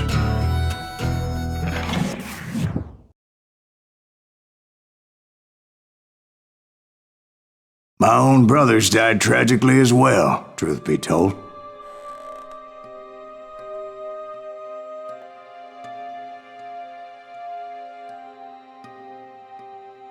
It was 1868, and me and my older brothers were pulling a tidy profit running cattle into Juarez, Mexico. One night after my brothers retired for the evening, I found a little poker game in a cantina with a couple of cowboys. and I just couldn't lose. I even won an old Spanish coin that had to be 100 years old. Well, I was mighty pleased with myself the next morning as my brothers and I rode for Texas. But before we crossed the border, those cowboys caught up with us. It was Johnny Ringo, Roscoe Bob Bryant, and another asshole named Jim. They wanted their money back and everything else we had, including our lives, as those boys didn't want us coming for them later. Bob put that old Spanish coin in my mouth and said, "I won't have it said that I left you with nothing, boy." Well, those horses bolted, and there we hung as those bastards rode away. The branch finally snapped under the weight of the three of us, but being my older brothers were bigger and heavier, they were already dead. And right then I swore to myself that I would avenge them. Ringo you know about. But Bob eluded me, until I heard he was riding with the Wild Bunch.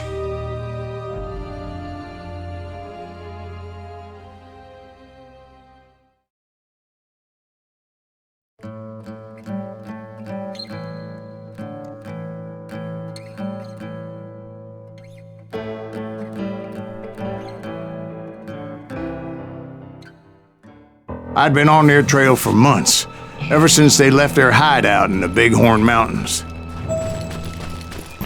Led by Butch Cassidy, they were a loose association of outlaws who robbed banks and trains from Colorado to Montana. Among them was the Sundance Kid, and that murderous hombre I was tracking, Roscoe Bob Bryant. They blew the bridge with the intention of forcing the train to stop. Well, I assumed the Wild Bunch was likely in the still intact part of the train high above. I was determined to make that sumbitch Bob pay for what he did to my brothers.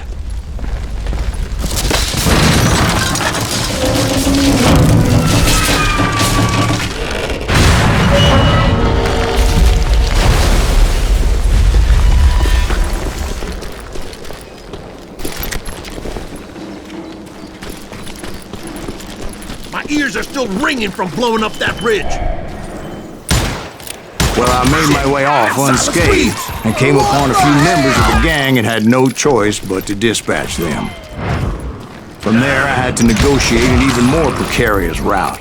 But first, I would need to get my ass out of there.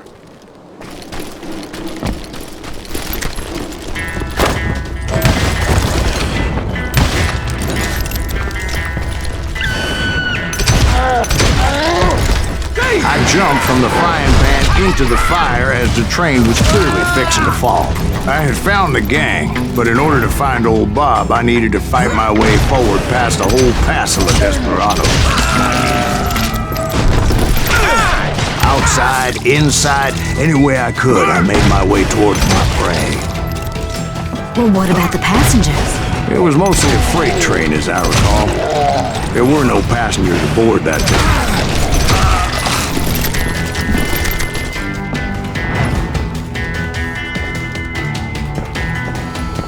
As I mentioned before, I am not fond of heights, but I was too busy dodging bullets to worry about falling to my death. Odds were I was likely to die that day anyway, so I was determined to take down as many of those bastards as I could. At times, it was like shooting ducks in a shooting gallery. The only difference is these damn ducks shot back. Come on, kill him!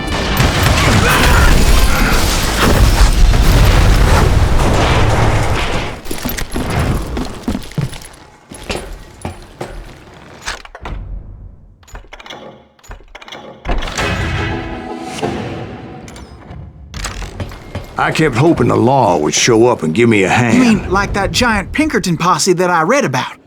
Did they come riding in, guns a-blazing to help?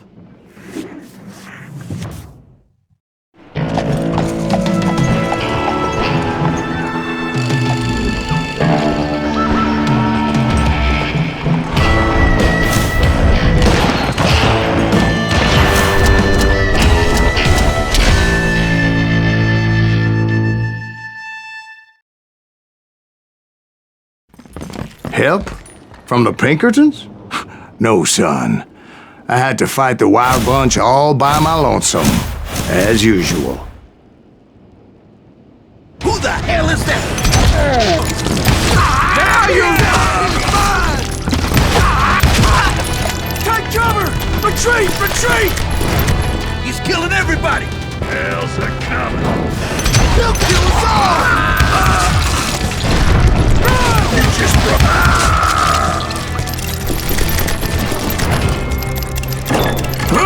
Good punch, you boy!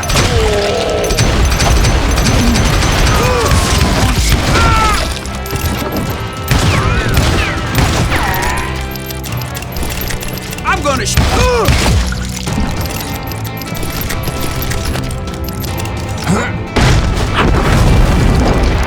My guess is those dime novels didn't portray this as it happened, did they?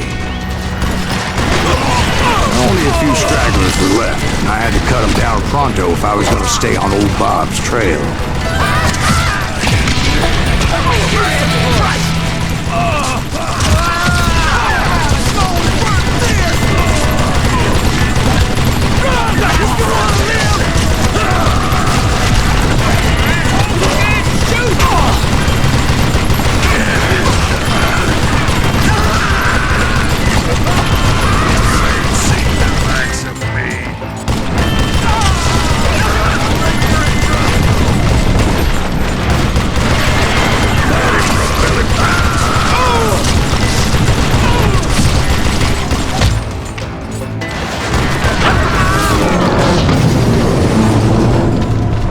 Once I silenced all those guns, I went searching for my nemesis, determined to finally have my justice. But the only survivor who welcomed me was George Flat-Nosed Curry. Who was he? The fastest gun in the gang. Right after Sundance, I mean. And Kid Curry, and maybe 𝗙𝗪𝗟𝗟𝗪. Though some folks might dispute that.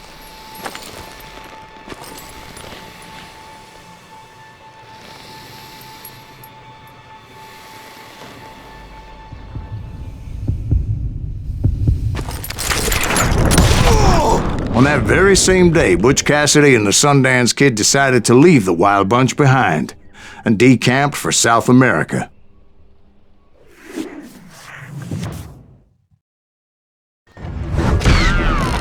They ended up living down there for many years, but I'm sure you already know all about that.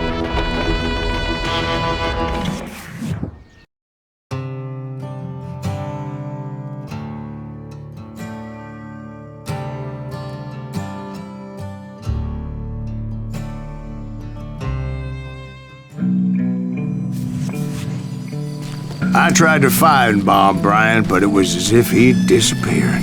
Sometime later, I heard the Wild Bunch was back together. Kid Curry escaped from jail, and now he was running the whole shebang. So I took to their trail, as I was still in pursuit of my brother's killer and hoped that he was back with him.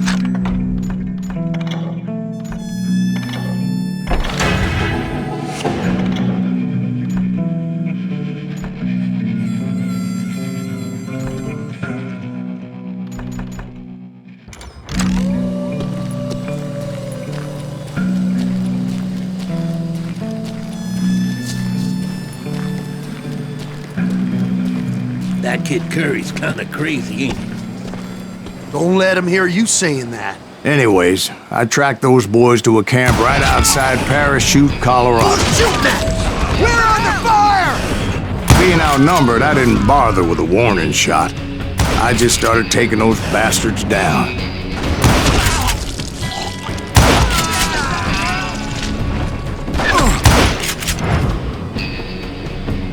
It's you or me! Old Bob wasn't among them, and neither was Kid Curry. I could sense him close by, however, plotting something nasty. I just needed a clue as to their whereabouts.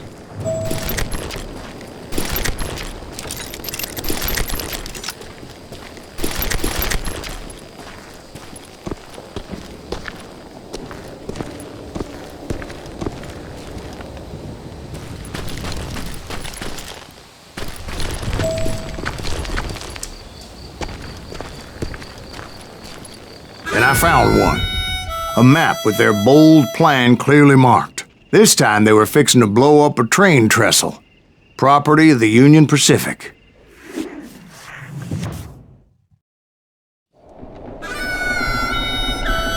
The plan clearly indicated how they were fixing to undermine several of the weakest wooden supports.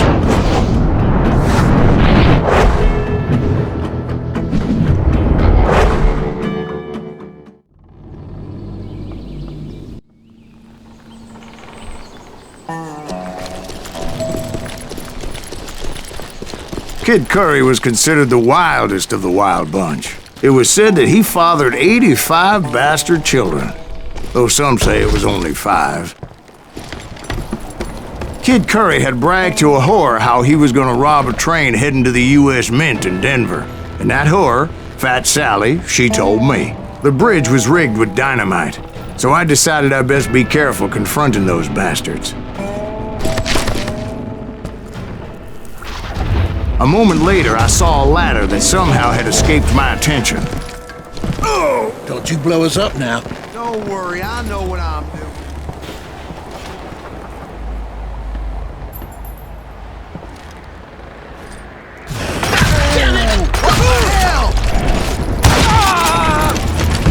But the wild bunch did not take kindly to my presence and attempted to blow my head off. It appeared the kid had found a number of new recruits to bolster their ranks. Guess there's always desperate men willing to trade their lives for stolen treasure. What happened next? Well, having removed the first bundle of dynamite, I decided I might as well remove the other one. Once that was done, I figured I'd find my way from there.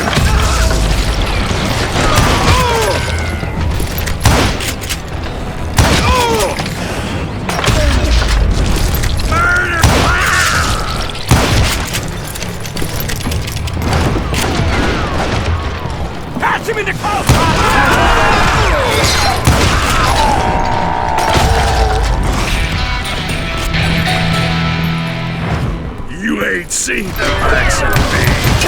I'm still standing. It's time to end this.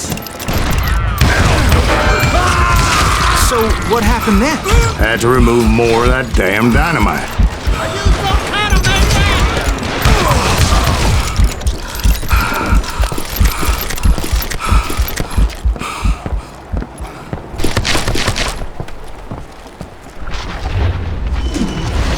It must have been terrifying trying to make your way across. I was sweating it a bit, but then I noticed a footbridge tied up on high, so I shot the rope.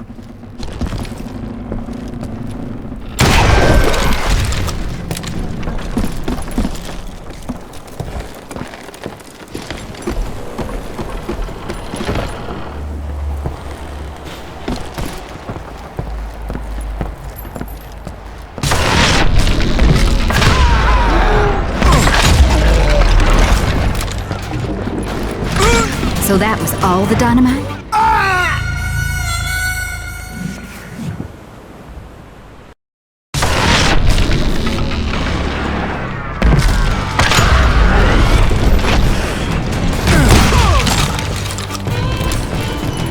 So that was all the dynamite?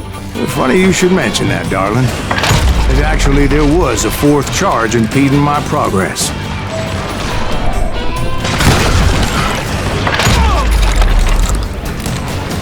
Once I removed it, my path was pretty clear.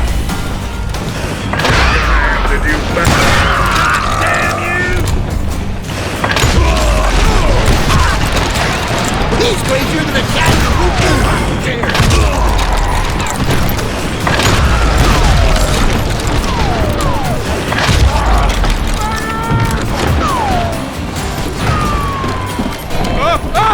You're done.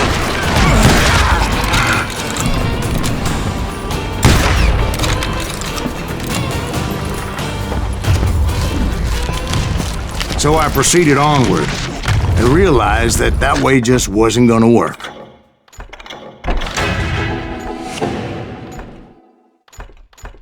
I needed an alternate path forward.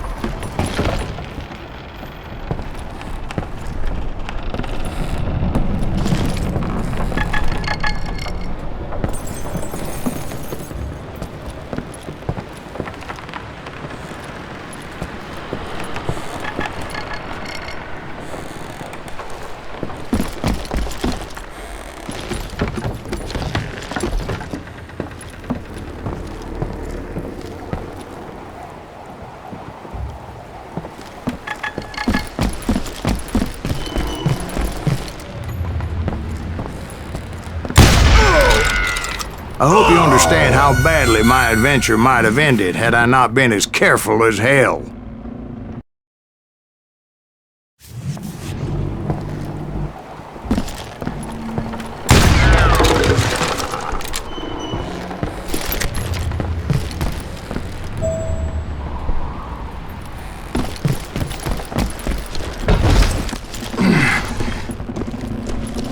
Luckily, I found a cave, and as I made my way back to the bridge, I saw something that concerned me. It was a long, burning fuse, and it was moving fast as hell. I had to catch it.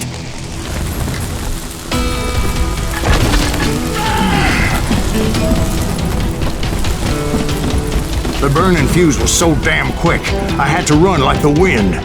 I almost had it, but no. Thought I was gonna have a coronary when I lost sight of those sparks. My heart was pounding like a sledgehammer. I knew that failure meant boom.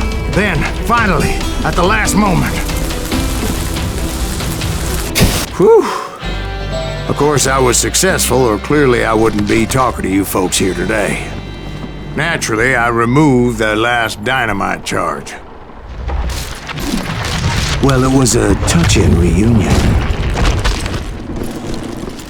But by this time, I was thoroughly exhausted and dragging my ass as I was not a young man anymore.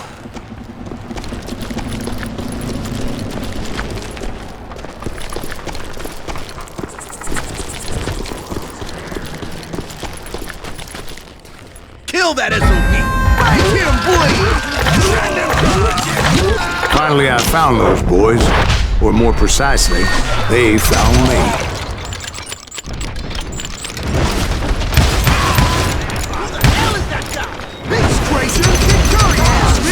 None of you in the damn elevator! This is not circling out like that!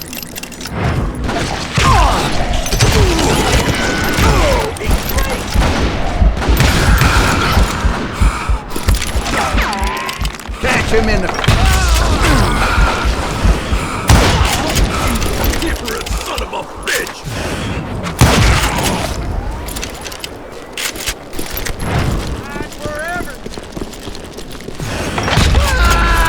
Just when I thought things couldn't get worse, Kid Curry opened up on me with a goddamn Gatling gun. It was hidden in this tunnel and pretty well shielded.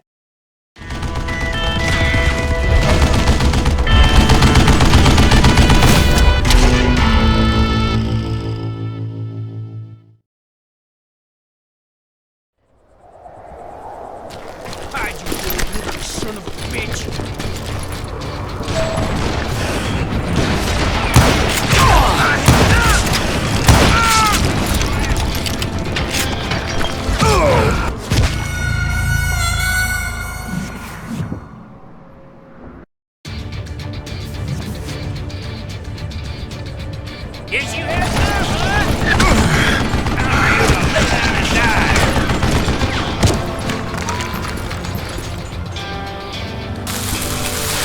Shit! God damn it, I need some help here! Come on, boys! Take this sucker down! He's done! Oh! Are you kidding me? Damn! It's gonna make you bleed! These fat bastards! Give me a hand here, goddammit! Eventually, I brought that tunnel down. And that's when I met Kid Curry himself. He had decided to stop pussyfooting around and deal with me personally. Gonna cut you!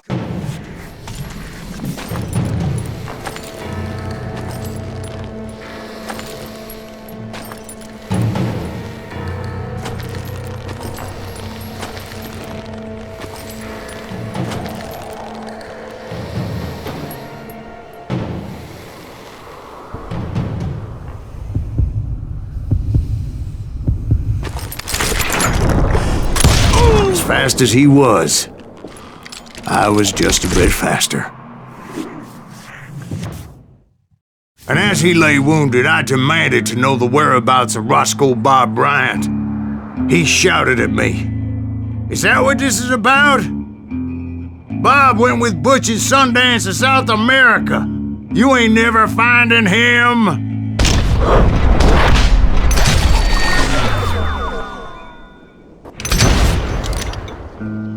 Those were his last words.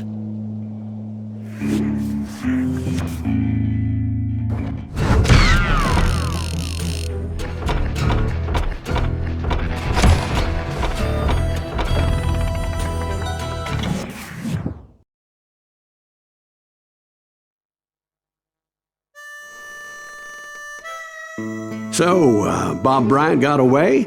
I knew I'd never find him in South America. What about the other killer? Yeah, you kinda glossed over that one.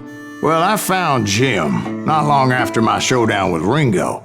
At the time, he was riding with the James Younger gang. Did I neglect to mention that?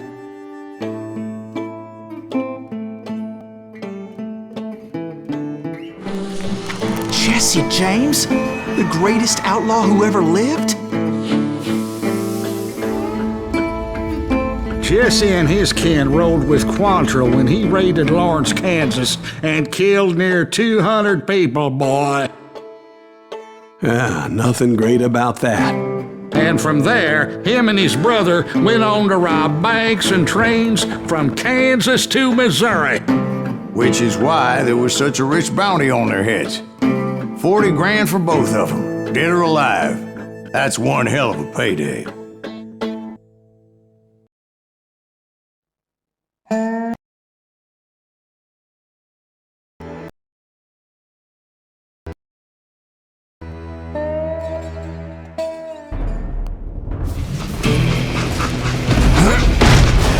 I confronted them as they were robbing a train. Bullets were flying at me from every which way. But I knew I'd have to fight my way forward if I was gonna find this Jim. I'm dead. So are you. Dead.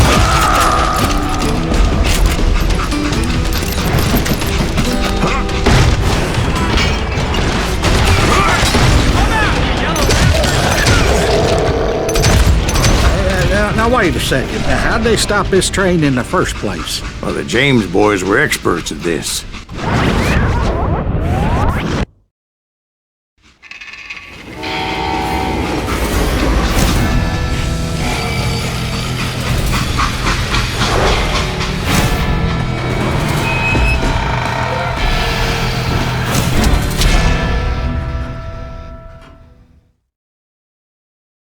They hopped a freight train, having heard there was a big payroll in the express safe.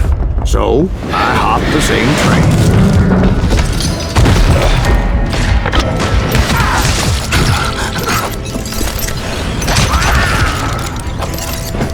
The James Younger gang was decimated after that little fiasco they had in Northfield, Minnesota.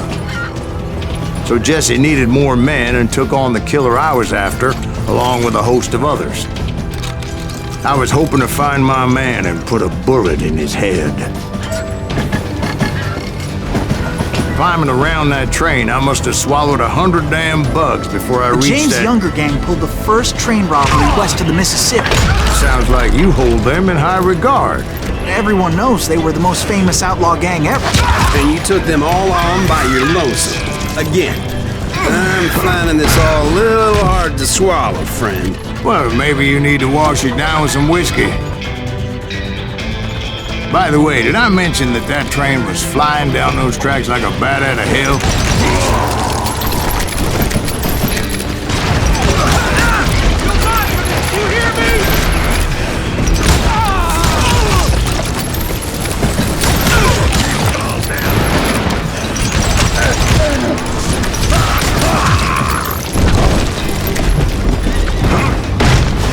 Anyway, excuse me, Ben. Where would I find the gentleman's facilities? Suddenly I have an urgent need to drain my one-eyed snake. Well, I've had more than a few drinks, and I've been sitting here for quite a spell. Right through there. Let me show you. I've never heard so much malarkey in my life. You think he's bullshitting us? You don't think he's Silas Greaves? I think he's just some old drunk looking for some free liquor. don't know, Jack. I think I believe him. You don't think he met Jesse James? Oh, you gotta be kidding me. That story makes no sense at all. Jack. I mean, you gotta be 2 bricks short of a load to believe that cock and bull story. I don't agree. Jack, lay off the But you bull. seriously think that tired old man went toe-to-toe with Jesse James? Well, that's better. Did I mention that this Jim was married to the infamous Belle Starr? Of course, I didn't learn that until later. Anyway, I made my way forward the best I could. Around the sides, over the roof.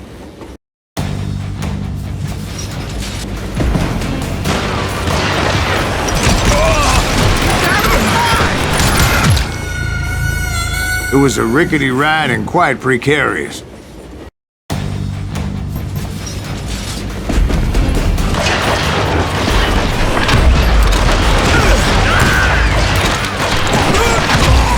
At some point, some sumbitch saw me and shouted out, "It's the damn Pinkertons!" Damn Pinkertons! Now, I never worked for that limey cocksucker, but I guess they assumed I was one of his assassins. Those evil bastards firebombed Jesse's mother's house and killed his stepbrother. So it's no wonder each and every asshole on that train wanted me dead. Everybody's always mistaking you for somebody else, aren't they? Why is that, I wonder? I don't rightly know, Jack. I'm just telling you how I remember. I bet you are.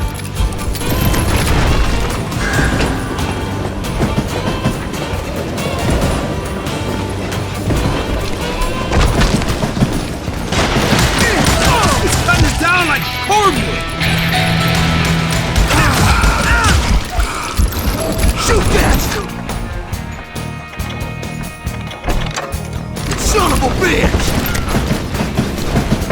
I came across a flat car piled high with logs and had to come up with a creative way to make my way forward. You ain't beat me, but...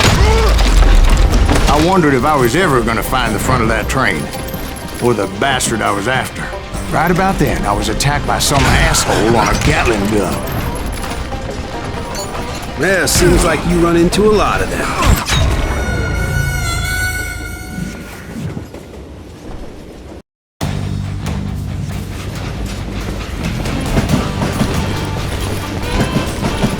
Right about then, I was attacked by some asshole on a Gatling gun. Yeah, seems like you run into a lot of them. Asshole? Gatling guns. Yes, I did. Now, I don't remember how I took it out. It was either a bullet or dynamite. Where would you find dynamite? Does it really matter, Jack? You're messing with the flow of the story here. You're dead! You got company!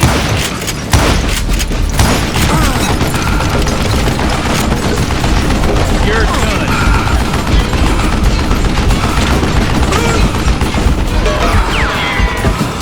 I gotta reload!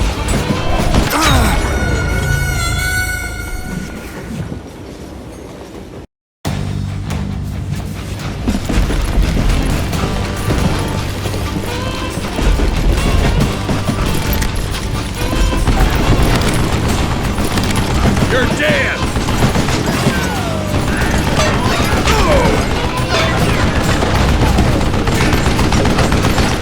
God damn, this takes a while!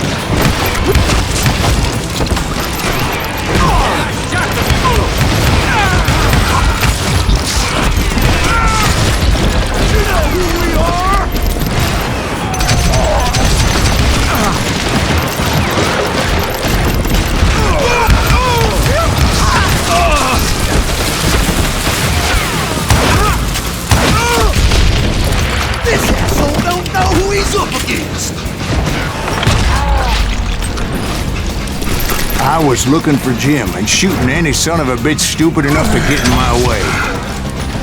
And that included Jesse James himself.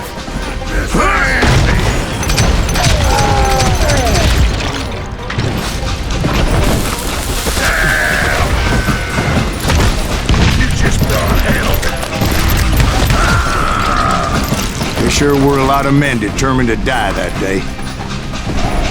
Yeah, you know you can't.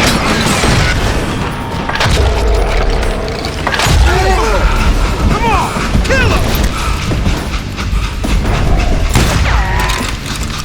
You back up!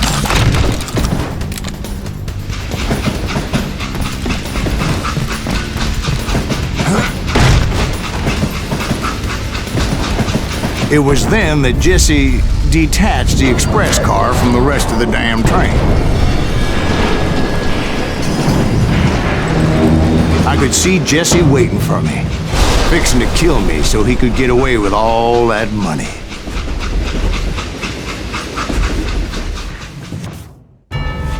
You had a showdown with Jesse James? Of course he didn't. Everybody knows that Jesse was killed by Bob Ford. Yeah, Jesse went out like John Wesley Hardin. Coward shot him in the back of the head. Guess it doesn't matter how far you run, does it, Ben? Your past always catches up with you.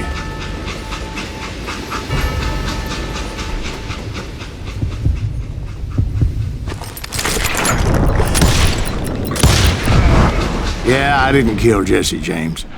Just wounded him bad enough to convince him to hang up his guns. What about that Jim fella? What happened to him? I figure he was up front with a gun to the engineer's head. That bastard slipped away again. I'll tell you how I got him. But first I need to wet my whistle.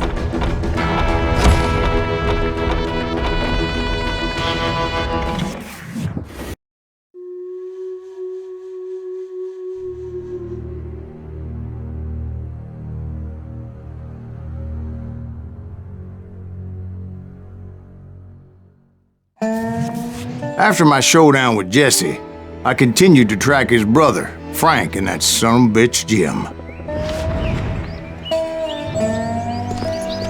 I followed those bastards into the high mountains as they were going to ground. What mountains would that be? Somewhere in the Ozarks, I believe. The perfect place to hide out from the authorities. In fact, before I could find them, some Indians who fled the res and were hiding out from the military found me first. They probably thought I was a cavalry scout and didn't want me telling the military where they were. Indians? They could have been Cheyenne, but there was all sorts of renegades roaming the landscape back then.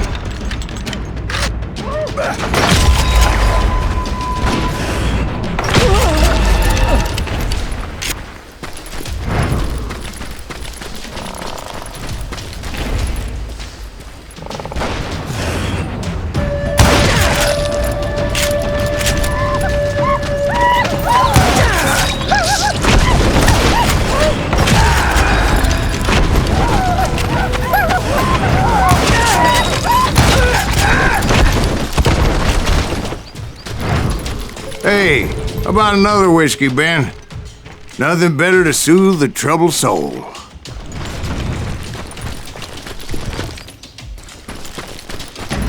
Now, where was I? Indians, right. I had more than my share of run-ins with the red man. Like that time... Did I tell you about Grey Wolf? Yes, sir. You did. Ah, of course I did. In fact, I could still remember that old medicine man's words to me. Jesus Christ, we're back to that again. You carry great darkness in your heart. It will claim your soul. You will come to this place again and kill many more men.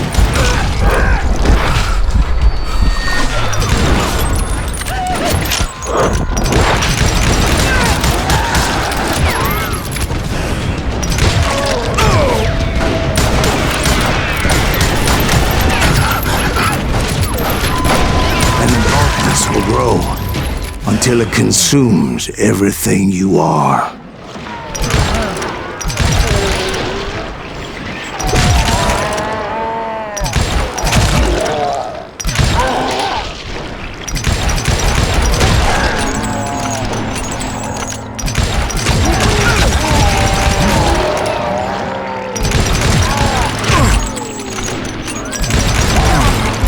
Did you ever find him? Who? The man you are after. Let me ask you something, Ben. You ever think about death? Mr. Greaves, are you all right? Ooh, death. Oh, death. Won't you spare me over till another year? What is this that I can't see?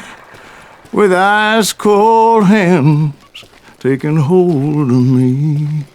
Well, I am death, none can excel. I'll open the door to heaven or hell. Oh, death, someone would pray. Could you wait to call me another day? Oh, death.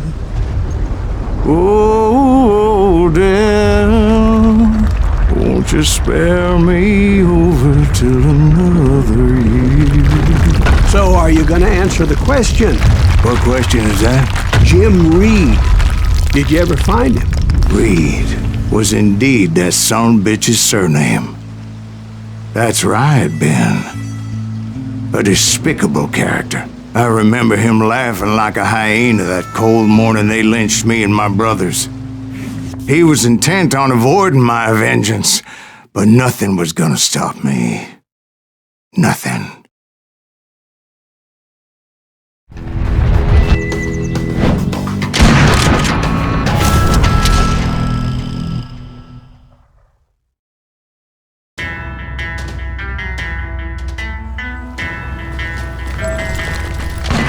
I finally did track those outlaws down.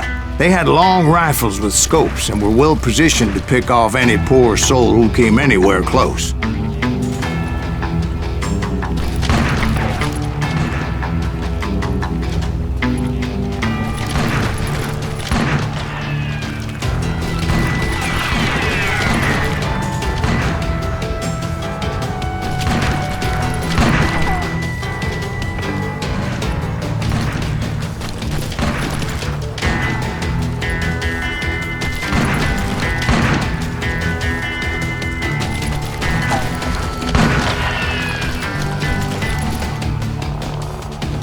I'm guessing Frank James believed I was responsible for the demise of his brother Jesse. I couldn't really disagree with the man, as I thought Jesse was dead then as well.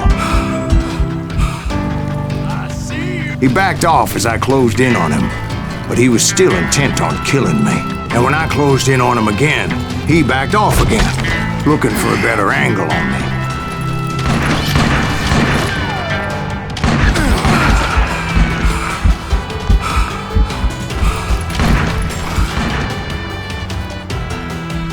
Hell, I can't fault Frank for wanting his revenge, as I was there for the same damn reason myself. At this point, I'm guessing you think 𝗙𝗨𝗟𝗪 Greaves is a worse murderer than Jim Reed ever was.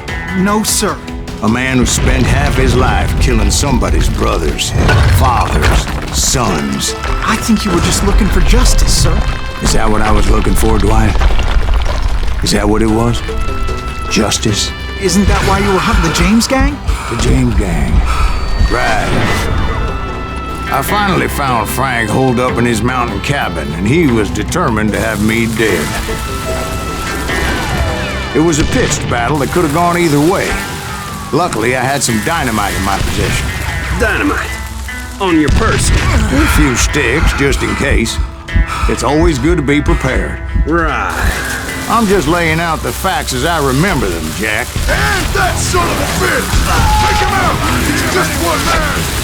Put him down! I want that bastard dead!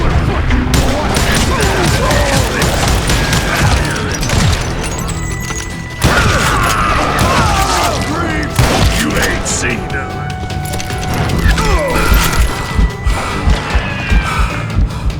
I'm gonna cut you in two.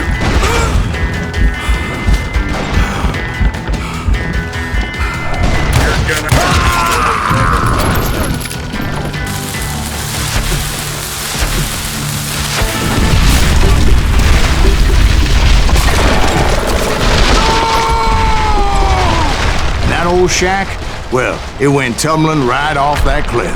With Frank James still in it? Yes, sir. But Frank James is still alive, living in Missouri, showing folks around the family farm for 25 cents a tour. I didn't say he died in the fall, now did I?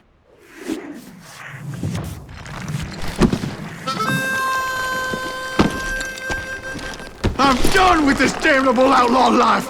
Kill me, don't kill me, do what you will! At this point, I just don't give a shit!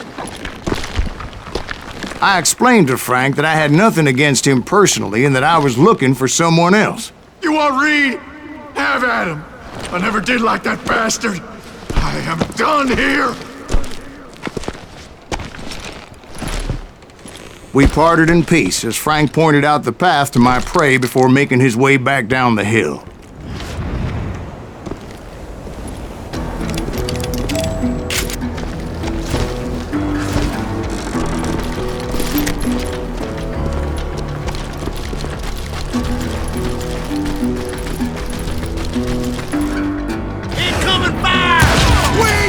What happened with Reed? Well, I finally found the last of the gang hiding in a nearby cave. First, I had to dispatch the lookouts. But I was determined not to let that murderer escape my revenge again.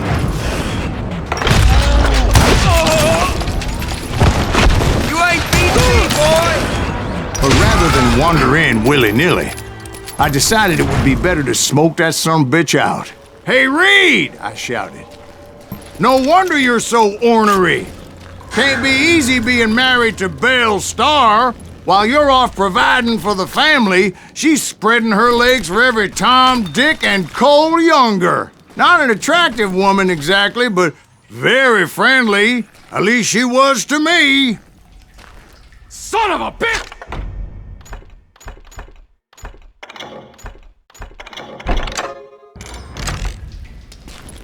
It was then that the last bunch of bandits jumped out of hiding. Why won't this asshole give up? Would someone please kill him?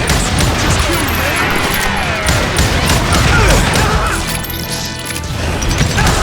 Why won't this asshole die?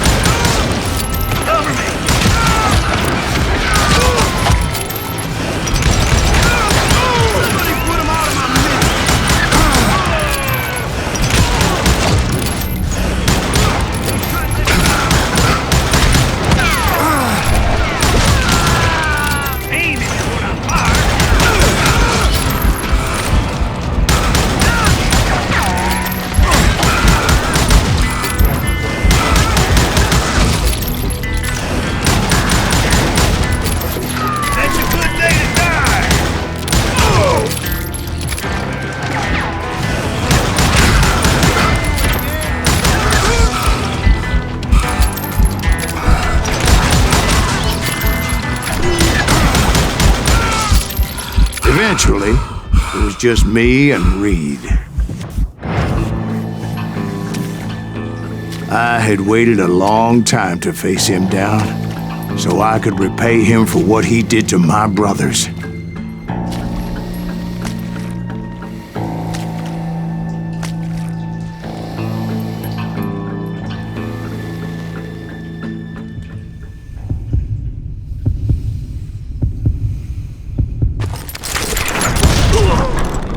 And repay him I did.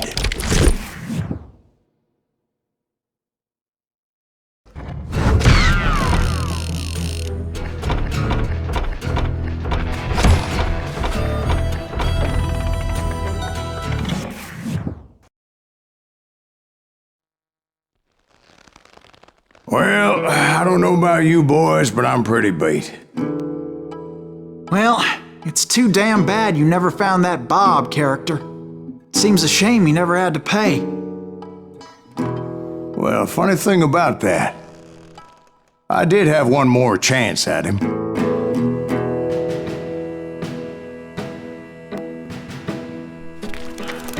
Six months ago, I heard that Butch and Sundance were back in the States and had gathered up some of their old gang.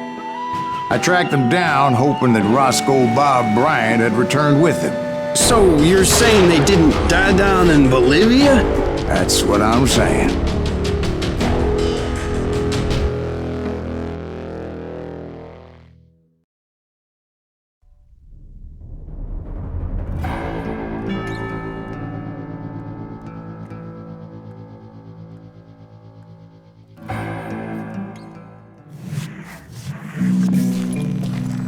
For 40 years I had waited to get my hands on the last of my brother's killers.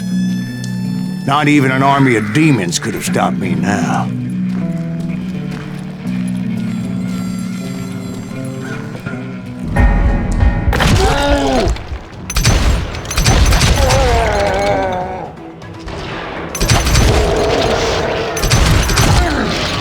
Both Johnny Ringo and Jim Reed fell fairly quickly. But the last one, Roscoe Bob Bryant, that son of a bitch had managed to escape my vengeance time and time again. I couldn't even be certain I'd recognize him after all those years. By now, he had to be close to 70. For all you know, he could have been dead. That thought had indeed crossed my mind, as did others. For instance, did my thirst for vengeance turn me into something worse than the man I was after? By this point in my storied career, I had killed more men than Bob Bryant ever had. Ready to be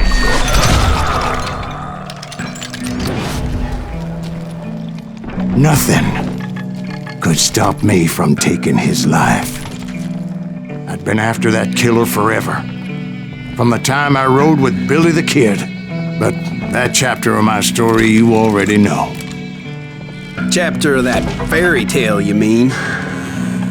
Suddenly it was 1910. There I was, an old man roaming a ghost town dead almost 2 decades.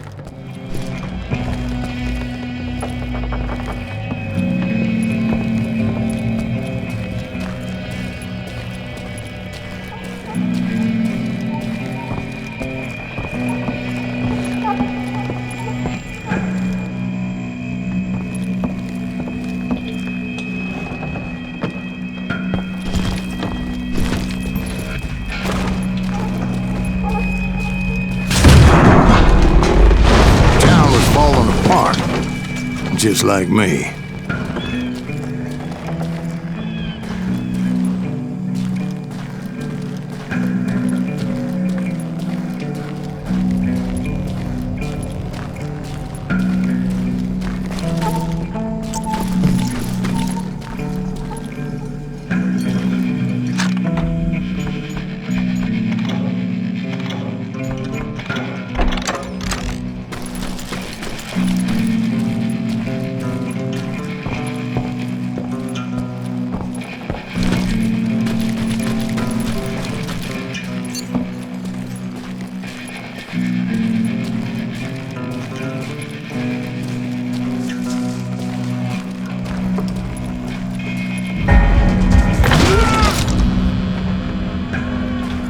But I wasn't about to call it quits.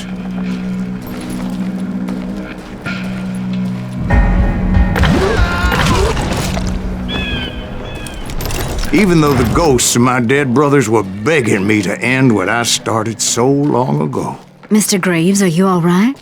Would you like some water? The Wild Bunch knew I was there. They were after a treasure they had hidden before they fled, buried in the grave of a dead amigo.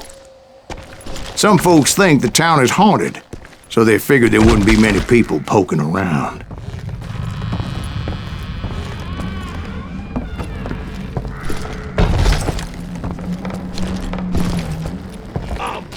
I intended to fill that grave with Bob Bryant's corpse. But like I said, the bandits knew I was on to them.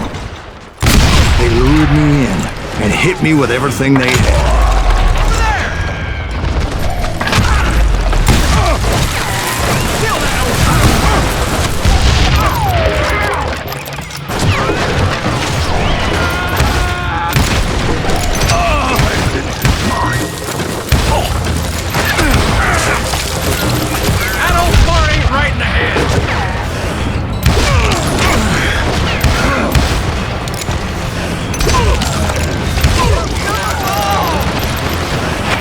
You obviously prevailed since you're sitting here telling us the tale. Actually, in that moment, I did not prevail. So I suppose we're talking to a ghost. Funny you should put it like that, Jack.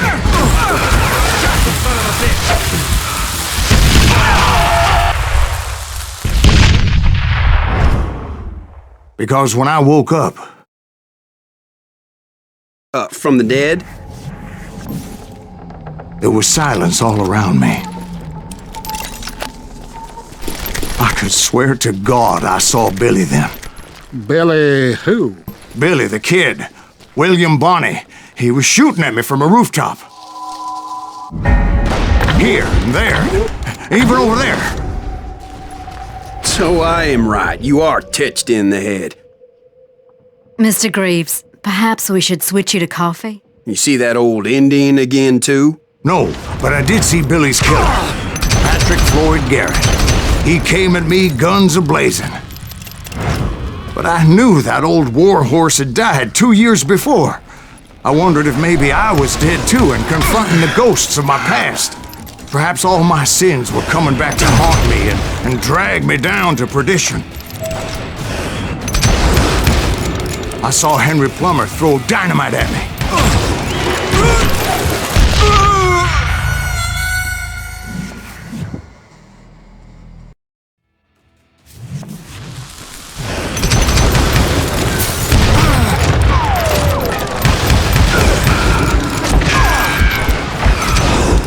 In the gates of the cemetery, I saw John Wesley Hardin, just like I remembered him.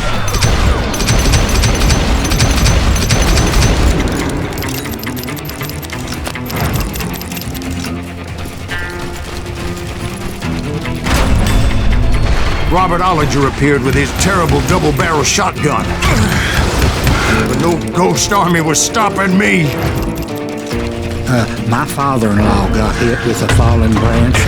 He spent the rest of his life talking to dogs. Newman Hayes Clanton, William Brocious, John Peters Ringo, they all wanted me dead.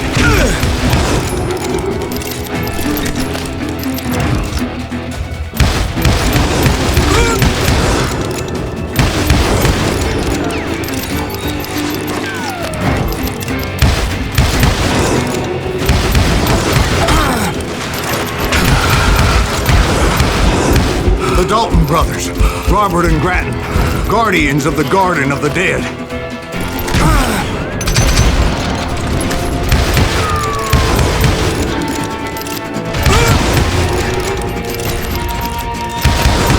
George Curry and Harvey Logan, alias Kid Curry, both thirsty for vengeance from the great beyond.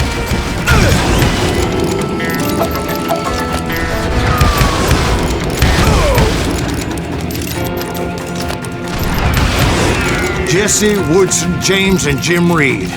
Each one deader than the next. I thought I would go crazy. Thought?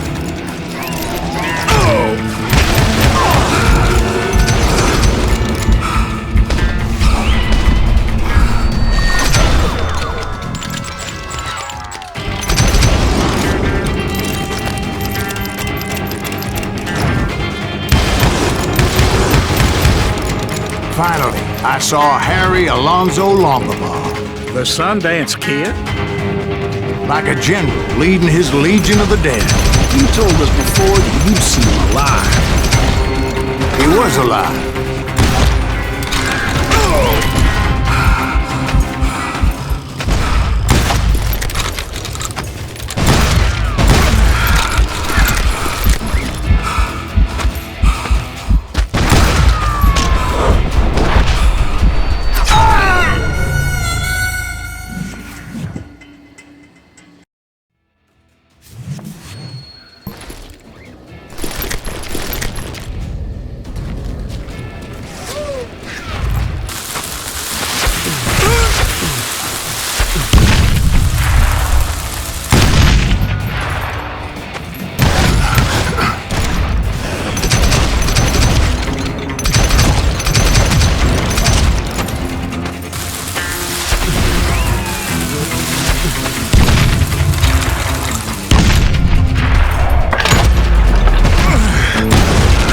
Then I heard a voice call to me from afar.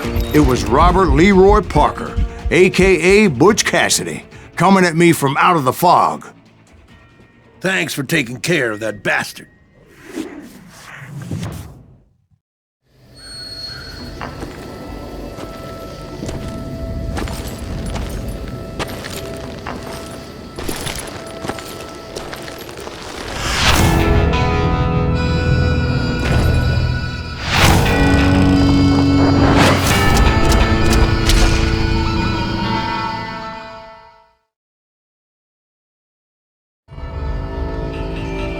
But the kid wasn't quite deceased.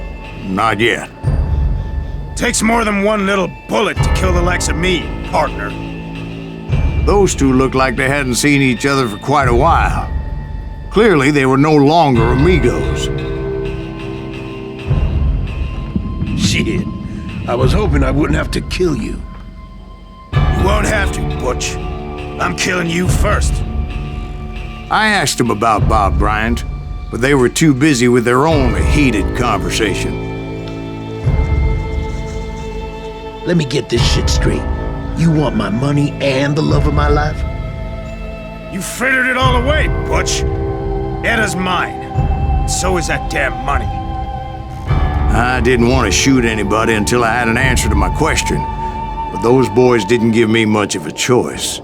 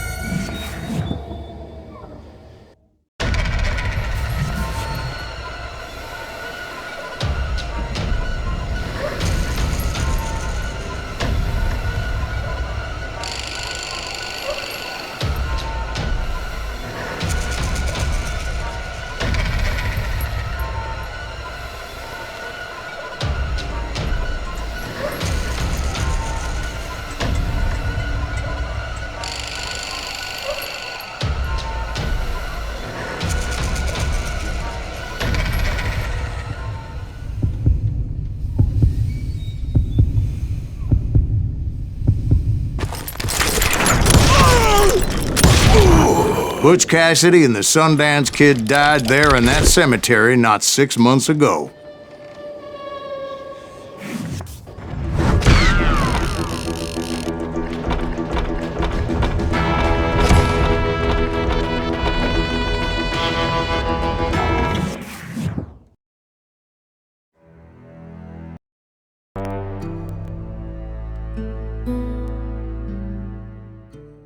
Butch Cassidy and the Sundance Kid were killed by the Bolivian army. Everybody knows that. That's the legend, but it ain't the truth.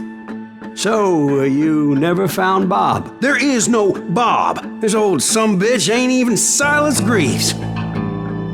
Sir, is that true? Have you been pulling our legs this whole time? Well, not the whole time. Oh man, I think you've worn out your welcome here. Maybe you're right, Jack. Maybe it's time to pay. You see, Ben, or should I say Bob, your past always catches up with you. I was a different man back then, crazy. Drinking, I've changed my ways, I swear to you. If I could turn back the clock, But you can't, Bob.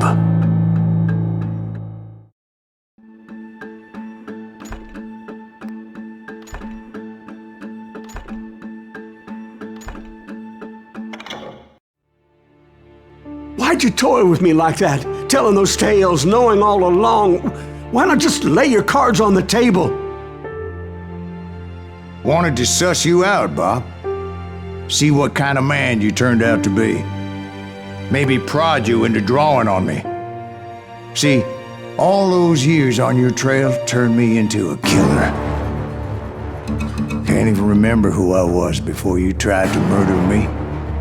You, on the other hand, walked that very same path in exactly the opposite direction. What do you mean by that? You think your life is worth sparing, Bob?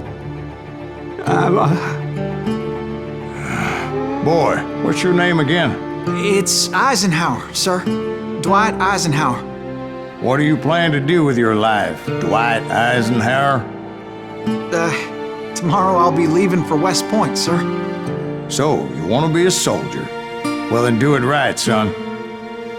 Don't tear down the world out of anger and spite like I did. You build it up. You do something decent with your life, you hear me? Sir? Yes, sir.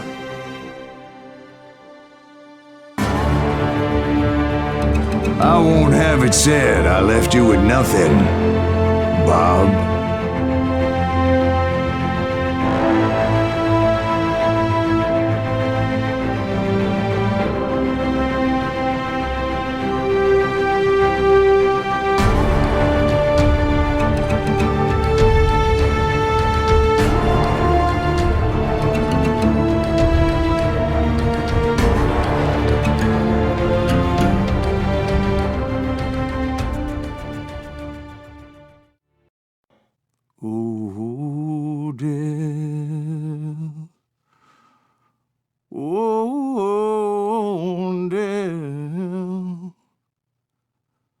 Won't you spare me over till another year?